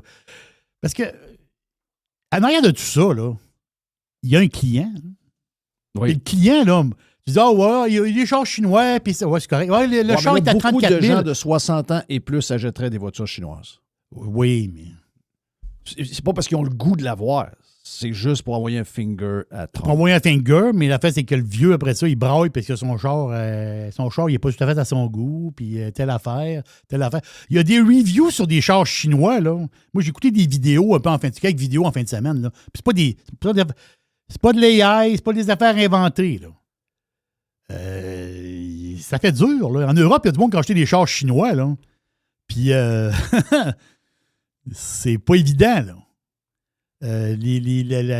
La traction, là, à un moment donné, la traction lâche, le char, il est sur une neutre. Non, c'est pas beau, là. Tu roules, puis t'es sur l'autoroute, le char tombe sur une neutre. Et wow, t'es un peu, là. Wow. Non, il y a des affaires bizarres. Il y a un peu de gamelle à travers. Jamais truster des voleurs qui volent toutes les... C'est sûr que le char chinois, parce que la fait que le monde, il voit les chars chinois qui valent 100 000 puis qui compétitionnent des grosses Tesla.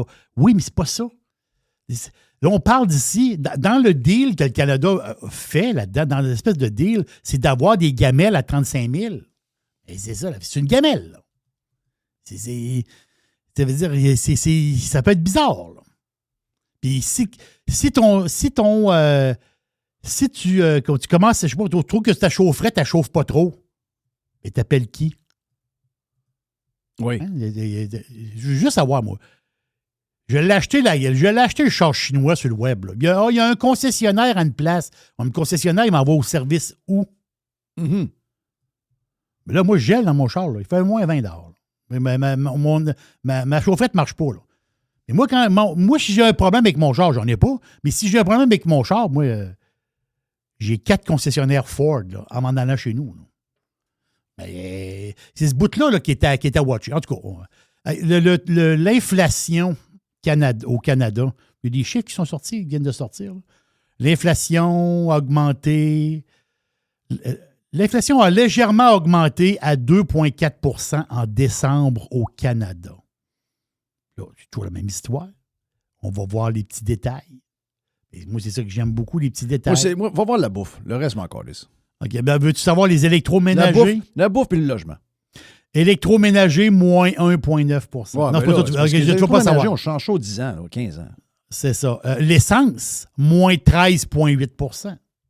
C'est sûr. L'essence, on paye parfait. Là, tu dis, Christophe, l'essence est à moins 13. L'autre est à moins. L'autre est à moins. La bouffe, ça va comment? La bouffe, c'est plus 5. Ah, si, boire. Plus 5. Et le food professor, notre chum, on l'adore, le food professor. Lui, il a fait un tweet. Mais le tweet est sorti avant les statistiques d'inflation. Puis lui, le tweet qu'il a mis par rapport au G7, OK, des pays du G7, donc c'est quoi? Le Canada, le Japon, UK, les Américains, l'Italie, la France, l'Allemagne. G7. Là. Je sais qu'on n'a pas d'affaire là-dedans, nous autres, mais on est là. OK? Mais dans le G7, quel est le pays où il y a le plus d'inflation pour la bouffe? Ah, c'est de loin le Canada. C'est le Canada. Et le Québec est plus que le Canada. Ben, Chris... Oui, mais les gens ne sont pas focus. Le monde commence à avoir faim. Non, ils n'ont pas encore assez faim. Ils n'ont pas encore assez faim? Non. OK, ils n'ont pas encore assez faim. Ils n'ont pas encore assez faim. Ils s'occupent du Groenland, Carlis. Oui, ils s'occupent de Cuba. Occupez-vous de chez vous. Mettez vos priorités dans le bon ordre. C'est ça. Commencez à regarder votre PM de votre province, vos politiciens proches. Laissez faire le gars l'autre bord. C'est pas le vôtre. Il ne travaille pas pour vous autres. Puis, il n'y a rien à crisser de vous autres. Là. Il n'a pas été élu par vous autres. C'est pas le vôtre. Tu te préoccupes du Groenland, mais toi, tu manges des ramen. Ben oui. Le gars du Groenland, il mange du codfish à tous les dîners. Là. Ben oui. Il mange du codfish avec une Carlsberg. Avec une Carlsberg. Avec des frites, puis ça lui coûte 13$. Lui là, il mange du poisson de les repas. Toi, tu rêves d'en manger une fois par mois. Arrête de te préoccuper du gars du Groenland. Le Groenland. Christophe. Hey, le forum économique de Davos. Je l'ai glissé un petit mot, ça commence aujourd'hui. Toute une patente, ça, Davos. Ouais, un bon show là-dedans. Là. Quand Trump va arriver, ça va brasser, ça va shaker le temple. Voilà. Cette année, c'est spécial. Ben, ça peut être le fun, Davos, cette année. D'habitude, c'est assez spécial, bizarre. Là, mais cette année, là, il y a quand même 400 dirigeants politiques de haut niveau qui vont être à Davos. Puis ça, c'est tout du monde haut placé. Là. Il n'y en a jamais eu autant. Là. Puis là-dedans, là, tu as 850 CEO de compagnies. Après ça, tu as 100 CEO de licornes. Ça, c'est des compagnies qui ne font pas une crise de scène, mais qui valent une fortune. Et tu vas avoir aussi des présidents ou les premiers ministres. Donc, sur le top, autrement dit, les plus grands, bien, il y en a 6 sur 7. Et Trump, comme tu dis, il va être là. Et Trump, mercredi, fait un speech. Son speech, mercredi, ça peut être intéressant. Là. Ça peut être vraiment, vraiment intéressant. Et il y a une chose un petit peu surprenante cette année à Davos. Je dis ça de même. Tu sais, il y a comme des grandes lignes. Hein? Tu sais, des Davos, il y a comme des grandes lignes. Et cette année, on parle croissance économique, le capital humain, l'innovation. Puis, tu sais, c'est un peu plus ça, les grandes lignes de Davos cette année. Il n'y a pas de patente green, ben. Le green, il est moins à mode, je trouve. Ben oui, le green est fini. Tu sais, fini. Dans la mode, là, il y a des couleurs qui sont plus à mode que d'autres. Tu sais, à un moment donné, tu dis, OK, ben les filles, ils le savent. Là, il y a des couleurs à mode. Le vert n'est pas à mode. Non, le vert est vraiment... À Davos, habille-toi pas en vert. Non. Green is dead. Non, c'est pas... Hey! Le gars qui est sorti, le gars s'appelle Yannick Parent, le restaurateur. Tu sais, le gars du groupe... Oui, Yannick. Il y a le gars du groupe Sogno, ça s'appelle Sogno. Les autres ont plusieurs restaurants.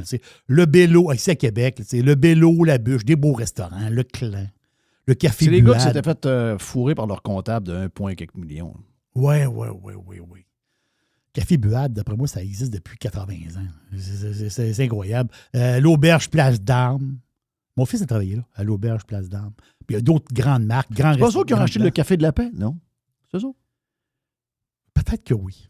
Je pense que le Café de la Paix était, en tout cas. Je sais que le Café de la Paix, comme. Je pense que oui, je pense que c'était ça. Okay. Ils ont des gros noms, d'endroits réputés. Yannick, c'est une machine. Là. Mais tu sais, il prend exemple de son restaurant, le Bello. Lui, s'il n'y a pas d'immigration, si l'immigration qu'il y a dans les cuisines est interdite maintenant, le Bello ferme. Ben, c'est ce qu'il a dit. Ben, lui, c'est plus compliqué. C'est pas 50%, c'est 100% de ses travailleurs. Lui, là, sa cuisine, son staff, là, bon, je dis, la fille qui est en avant, le serveur, non. Je parle, pour faire rouler la patente, là, c'est 100% travailleurs étrangers. Donc, si ces travailleurs-là partent, il ne peut pas les remplacer. Il n'y a personne qui va vouloir travailler. Qui veut travailler un samedi soir dans chaleur, debout? Non, c'est juste qu'il veut avoir des employés qu'il ne paie pas très cher. Oui, il y a ça. Qui va aller faire la vaisselle samedi soir? Moi, ça m'énerve un peu, ça, quand tu n'as jamais engagé personne de ta vie que tu as ce discours. Oui, c'est ça. Porte-toi une entreprise, puis engage du monde. Après ça, tu m'en parleras.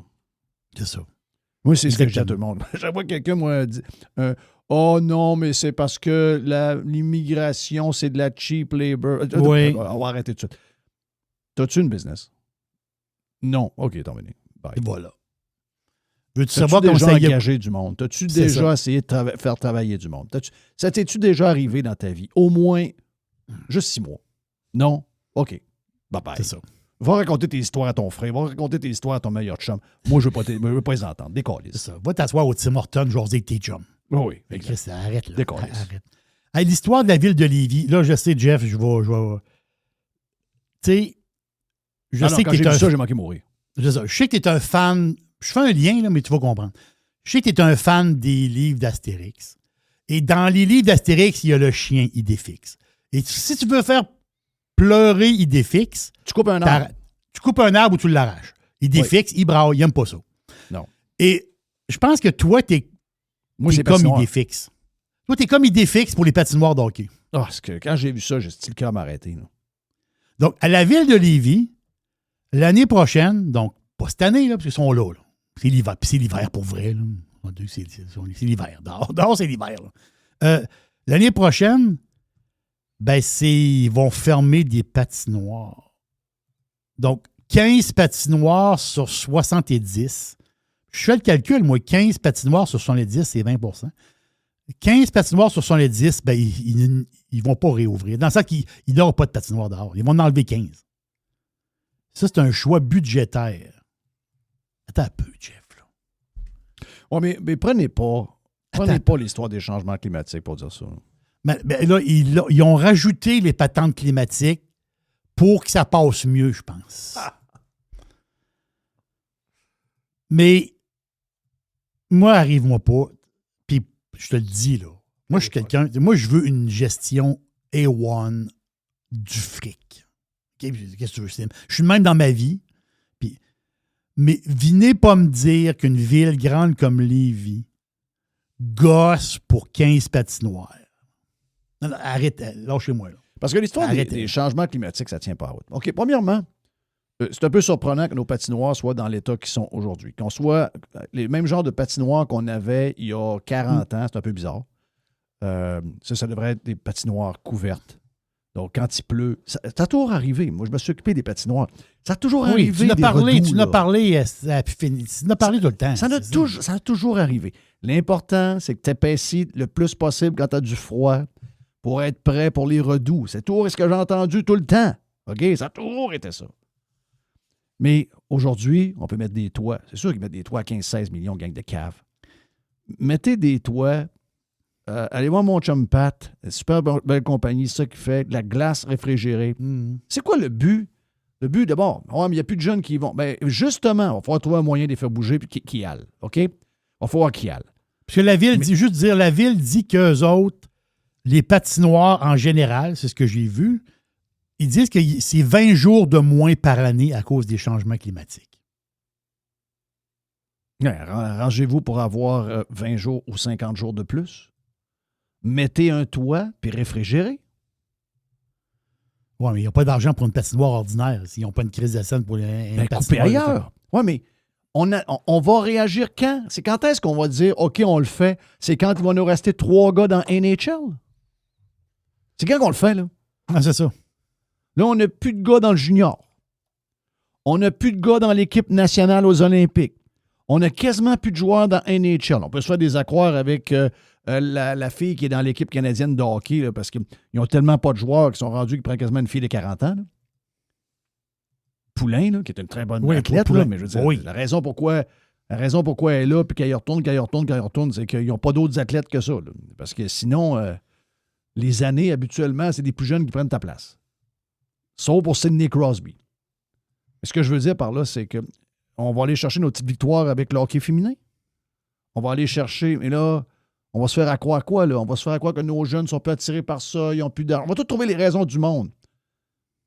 Mais le hockey féminin, c'est populaire. Il y a quand même pas mal de monde dans les estrades. Puis en fin de semaine, il y a une game aux États-Unis, puis la bâtisse était pleine. Mais ce que je veux dire, que le hockey soit masculin ou féminin, ça prend des glaces. Oui, mais ce que je veux dire, c'est que je sais que on va déraper vers le hockey féminin pour ne pas regarder nos problèmes dans le hockey masculin. Je nous connais. Non, je sais, là, je comprends. Je nous connais. On va glisser vers quelque chose d'autre pour essayer de faire semblant que l'autre problème n'existe pas. Je nous connais. Ça passe par les patinoires dehors. C'est ça le rôle des villes. Trouver un moyen qu'il y ait des comités de loisirs, que les citoyens soient impliqués. T'sais, je sais que c'est pas facile de sortir le monde de la maison aujourd'hui. Je sais tout ça, là. Mais ça, là, ça marche pas, là. Pas au Québec, là. Il y a 15 journées de moins. Il y a 15 journées de moins. Ça coupe quand, là? C'est quoi les journées? On peut-tu voir ça vraiment? Comment ça fait qu'au golf, on n'a pas 20 jours de plus? Non, c'est ça. Comment ça qu'au bout d'un bout et de l'autre, j'ai pas une semaine de plus là, puis une semaine de plus l'autre bord? Comment ça qu'il y a juste eux autres qui sont touchés par ça? Comment ça que de l'autre bord, on n'a pas ça, nous? On aimerait ça, d'autres avoir 15 jours de plus. Autres, c'est 150 jours de business par année. C'est 150 jours depuis toujours. Ça exclut les jours où il mouille à longueur de journée, quand il fait plus froid au bout, quand il fait plus froid au début. C'est 150 jours d'opération dans la région de Québec par année pour le golf. Peut-être 165 à Montréal, 160, je ne sais pas. 150, ça n'a pas bougé. Comme, eux autres, ça bouge. Eux autres, c'est 20 jours. On m'aurait dit 2 jours. Je vais dire, OK. Ouais. C'est ça. 20 jours. Ça, c'est de se trouver des moyens pour plus faire de patinoire. Puis quand vous leur donnez un break pour 20 patinoires, vous savez ce qui va arriver, là? Ah non, ça va être l'année d'après ou 2 ans après. C'est 15 patinoires. 15 patinoires, 70. Vous savez que dans 2 ans, il va y en avoir un autre 15 qui disparaissent. C'est ça. Ils ont fait ça avec le baseball. Ils ont fait ça avec les terrains de baseball. Je sais exactement comment c'est arrivé, la fin du baseball ici, là. C'est qu'on a laissé à l'abandon les terrains de baseball. C'est dégueulasse. Une coupe pour la route encore, Jerry? Oui, une petite dernière. Petite dernière? J'ai pas le choix. Je pense j'en ai 2, 3. L'accident de train en Espagne, il faut en parler, Christophe, c'est quand même 39 morts. Les nouvelles de matin, c'était 39 morts, 120 blessés. Donc, le train, c'est un TGV. Là. Hein? Il va en avoir plus que ça. Oh, il va en avoir, c'est ça. Mais là, c'est ce qui est sorti de très, très tôt ce matin. Là. Donc, c'est un TGV qui roule, part de Malaga. Je connais bien le train, Christophe, je le prends. Donc, il y a 3 grosses compagnies de train. AVE, Ouigo, Irio. Donc, c'est quoi? C'est jusqu'à 30, dépendamment des journées, là, c'est jusqu'à 30 trains par jour haute vitesse entre Malaga et Madrid. Là. C'est ça, c'est un corridor incroyable. Ça file à 280, 300, puis let's go. Puis, regarde, le train a déraillé un peu, remboursé un autre train, un désastre épouvantable. Donc, c'est beaucoup de morts. Puis tout un crash en pleine campagne, dans le coin de Cordoba. Une histoire terrible. Mais qu'est-ce que tu veux? C'est un drame épouvantable. L'autre affaire, je reviens ici parce que ça m'a donné un petit coup. Mais je leur souhaite bonne chance parce que je les aime beaucoup. Je les aime pour ce qu'ils ont fait, mais il y a un bout spécial. Ceux qui connaissent je vais dire la ville, mais en réalité, c'est un village. Là. La ville de Frampton. Frampton, c'est où? Frampton, c'est en Beauce, mais c'est sur la limite de Bellechasse. Frampton, c'est entre Vallée-Jonction, ceux qui connaissent un peu la Beauce, puis la rive sud de Québec. Là. La grande rive sud, éloignée, la campagne de la ville de Québec. Donc, Vallée-Jonction, Saint-Malachie, Sainte-Claire, dans ce coin-là, bien, Frampton, il est là. Moi, je passe par Sainte-Marguerite quand je m'en vais à Saint-Léon. Donc, j'ai de la famille à Saint-Léon-le-Standen. La quai de chemin, plus en bas. Mais Frampton, qui est un village extraordinaire, beau golf aussi à Frampton, c'est un beau petit coin, bien le fun. La fait, c'est que l'église de Frampton a été vendue 1 pièce. Et l'acheteur, c'est Clifford Miller avec sa femme Émilie Ferland. Ils ont acheté l'église de Frampton. Là, tu te dis, OK, t'as un peu. Parce qu'eux autres, c'est les propriétaires du Zoo Miller. Tu sais, Frampton, quand ils ont parti ça, le Zoo Miller, ils ont parti de rien. Il n'y avait rien. Et ils ont monté quelque chose de le fun, puis il y a beaucoup de monde qui passe par là. C'est nice, là. C'est-à-dire, c'est une place le fun. Les autres, ils sauvent les animaux. Ils ont fait de la TV. Tout le monde les connaît, là, la gang du Zoo Miller. Puis, tu sais, à Frampton aussi, là, il s'est installé une genre de brasserie, là, la ferme brassicole. Il faut le dire, Frampton, c'est un beau coin du Québec. Là. Et les autres, ils ont acheté l'église de Frampton pour en faire un parc de jeux avec des glissades. Le cœur m'a viré 3 fois. Je suis content pour eux autres, là. Mais c'est juste que cette belle... Je comprends, ça coûte 30 000 $ par année de chauffage, la place. Là. Je comprends tout ça. Là. La ville, elle trouve que ça coûte trop cher, 30 000 $ de chauffage, puis le monde va un peu à messe. Puis il y a plein de raisons. Mais ça me fait quand même quelque chose. Puis je leur souhaite toutes là, que ça marche. C'est pas ça le point. C'est juste que calvasse. Dans nos églises, Christophe, il va y avoir des centres de jeux pour enfants, là, avec des glissades. Il va y avoir une glissade qui va partir du clocher. C'est pas des blagues. Là. Tu vas monter dans le clocher, tu vas embarquer dans la glissade, puis tu vas glisser jusqu'en bas. Qui va rentrer dans la bâtisse. Il est sauté, là. Ils vont faire un genre de module. Ils vont faire un immense module de jeu avec l'église de Frampton. Mm. C'est incroyable. C'est incroyable. Ouais, moi, je m'imagine... Après ça, on fait le tour du monde, on va dans des places, on visite des églises. Moi, je trouve ça toujours drôle. Ouais, mais c'est ça. Et moi, j'imagine... Regarde, je dis ça comme ça. Là. J'imagine, mettons, je sais pas moi. Je vais y prendre parce que j'y connais bien. Je me dis de l'Espagnol qui est en vacances. Ah, l'Espagnol, il vient au Canada. Et là, il se loue un char, puis là, il visite un peu le Québec. Puis ils vont en Ontario, ils veulent tous voir les jets de Niagara. Ils vont voir les jets de Niagara, un bout à Montréal, un bout à Ottawa.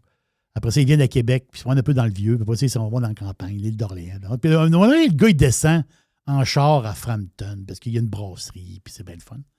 Et là, il arrive dans le milieu du village. Il y a une église. Puis l'église, là, c'est un module de jeu. Là. L'Espagnol fait une crise cardiaque. Non, l'Espagnol meurt là, avec sa femme dans le char. Boum, ça termine là. Non, Jeff, tu vois pas ça nulle part. Tu vois pas ça nulle part.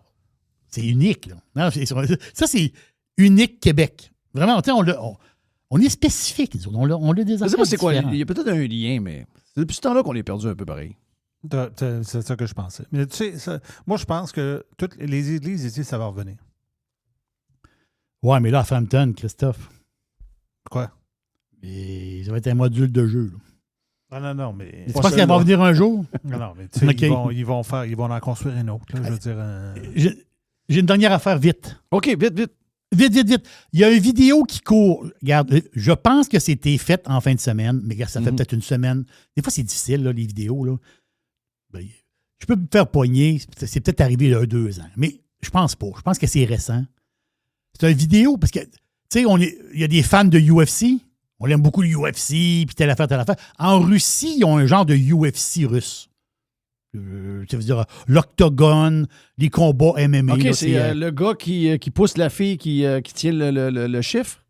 Le gars c'est ça, le combattant qui est là dans l'octogone et la fille qui passe avec le panneau, tu sais, la tour de la belle-fille. Lui, il est passe musulman, avec le c'est panneau. ça? Lui, il est iranien. OK. Le combattant. Ouais. Et la fille passe, puis il donne un coup dans le cul. Voyons donc, toi. À la fille. On dit, tasse-toi. Voyons. Et si, boire, ça n'a pas bien fini. Non, mais l'affaire, c'est qu'il y a eu le combat. J'ai pas vu ça. À la fin du combat, le combat est fini, là, je ne sais pas qui a gagné, mais l'Iranien, il sort de l'octogone. OK. Ça c'est fini là. Il a mangé une tabarnak. D'après moi, il était à 30 dessus et donnait des claques à la gueule. Ouais. L'Iranien, ça n'a pas posé. Autrement dit, les Russes, ils ont dit, ici, tu touches pas, tu donnes pas de coups dans le cul des filles. Ça. Non, tu parles de... En parlant d'Iran, les chiffres qu'on a sur le nombre de morts et le nombre de personnes qui ont été attaquées par le gouvernement, là, comment ça se fait que comme... Comment ça se fait qu'on est sur le Groenland tant que ça, là? Oui. J'ai de la misère à suivre, là. Hey, on parle de milliers de morts, là. Oui. Oh. On parle de milliers de morts par le régime, là. On parle de dizaines et de dizaines de milliers de personnes attaquées et blessées, là. Et laissées de même comme s'ils étaient des moins que rien, là. C'est ça. Et même les parents, la parenté, faut qu'ils aillent ramasser les corps. Ah. Oui. Eux autres mêmes. Parce qu'ils disent, le gars est tendu là-bas, là, ben c'est ton frère. Faut que tu ailles le ramasser. Ouais. Si vous cherchez de quoi, là, parce que vous avez quelque chose le monde autour de quoi, laissez le Groenland. On s'en calisse du Groenland, là. Si vous voulez vous intéresser à quelque chose de vraiment atroce, là, vous aimez ça, des histoires, là, mais ça, celle-là, c'est pas une belle, là. Le régime iranien de marde, là, il a fait des milliers et des milliers de morts, là. C'est terrible. C'est terrible. Les Européens, là, sont pas bien loin de là, eux autres. Eux autres sont sur les les tarifs, mais Trump, mais le Groenland. Ouais, mais là, tabarnak, je peux me mettre vos affaires.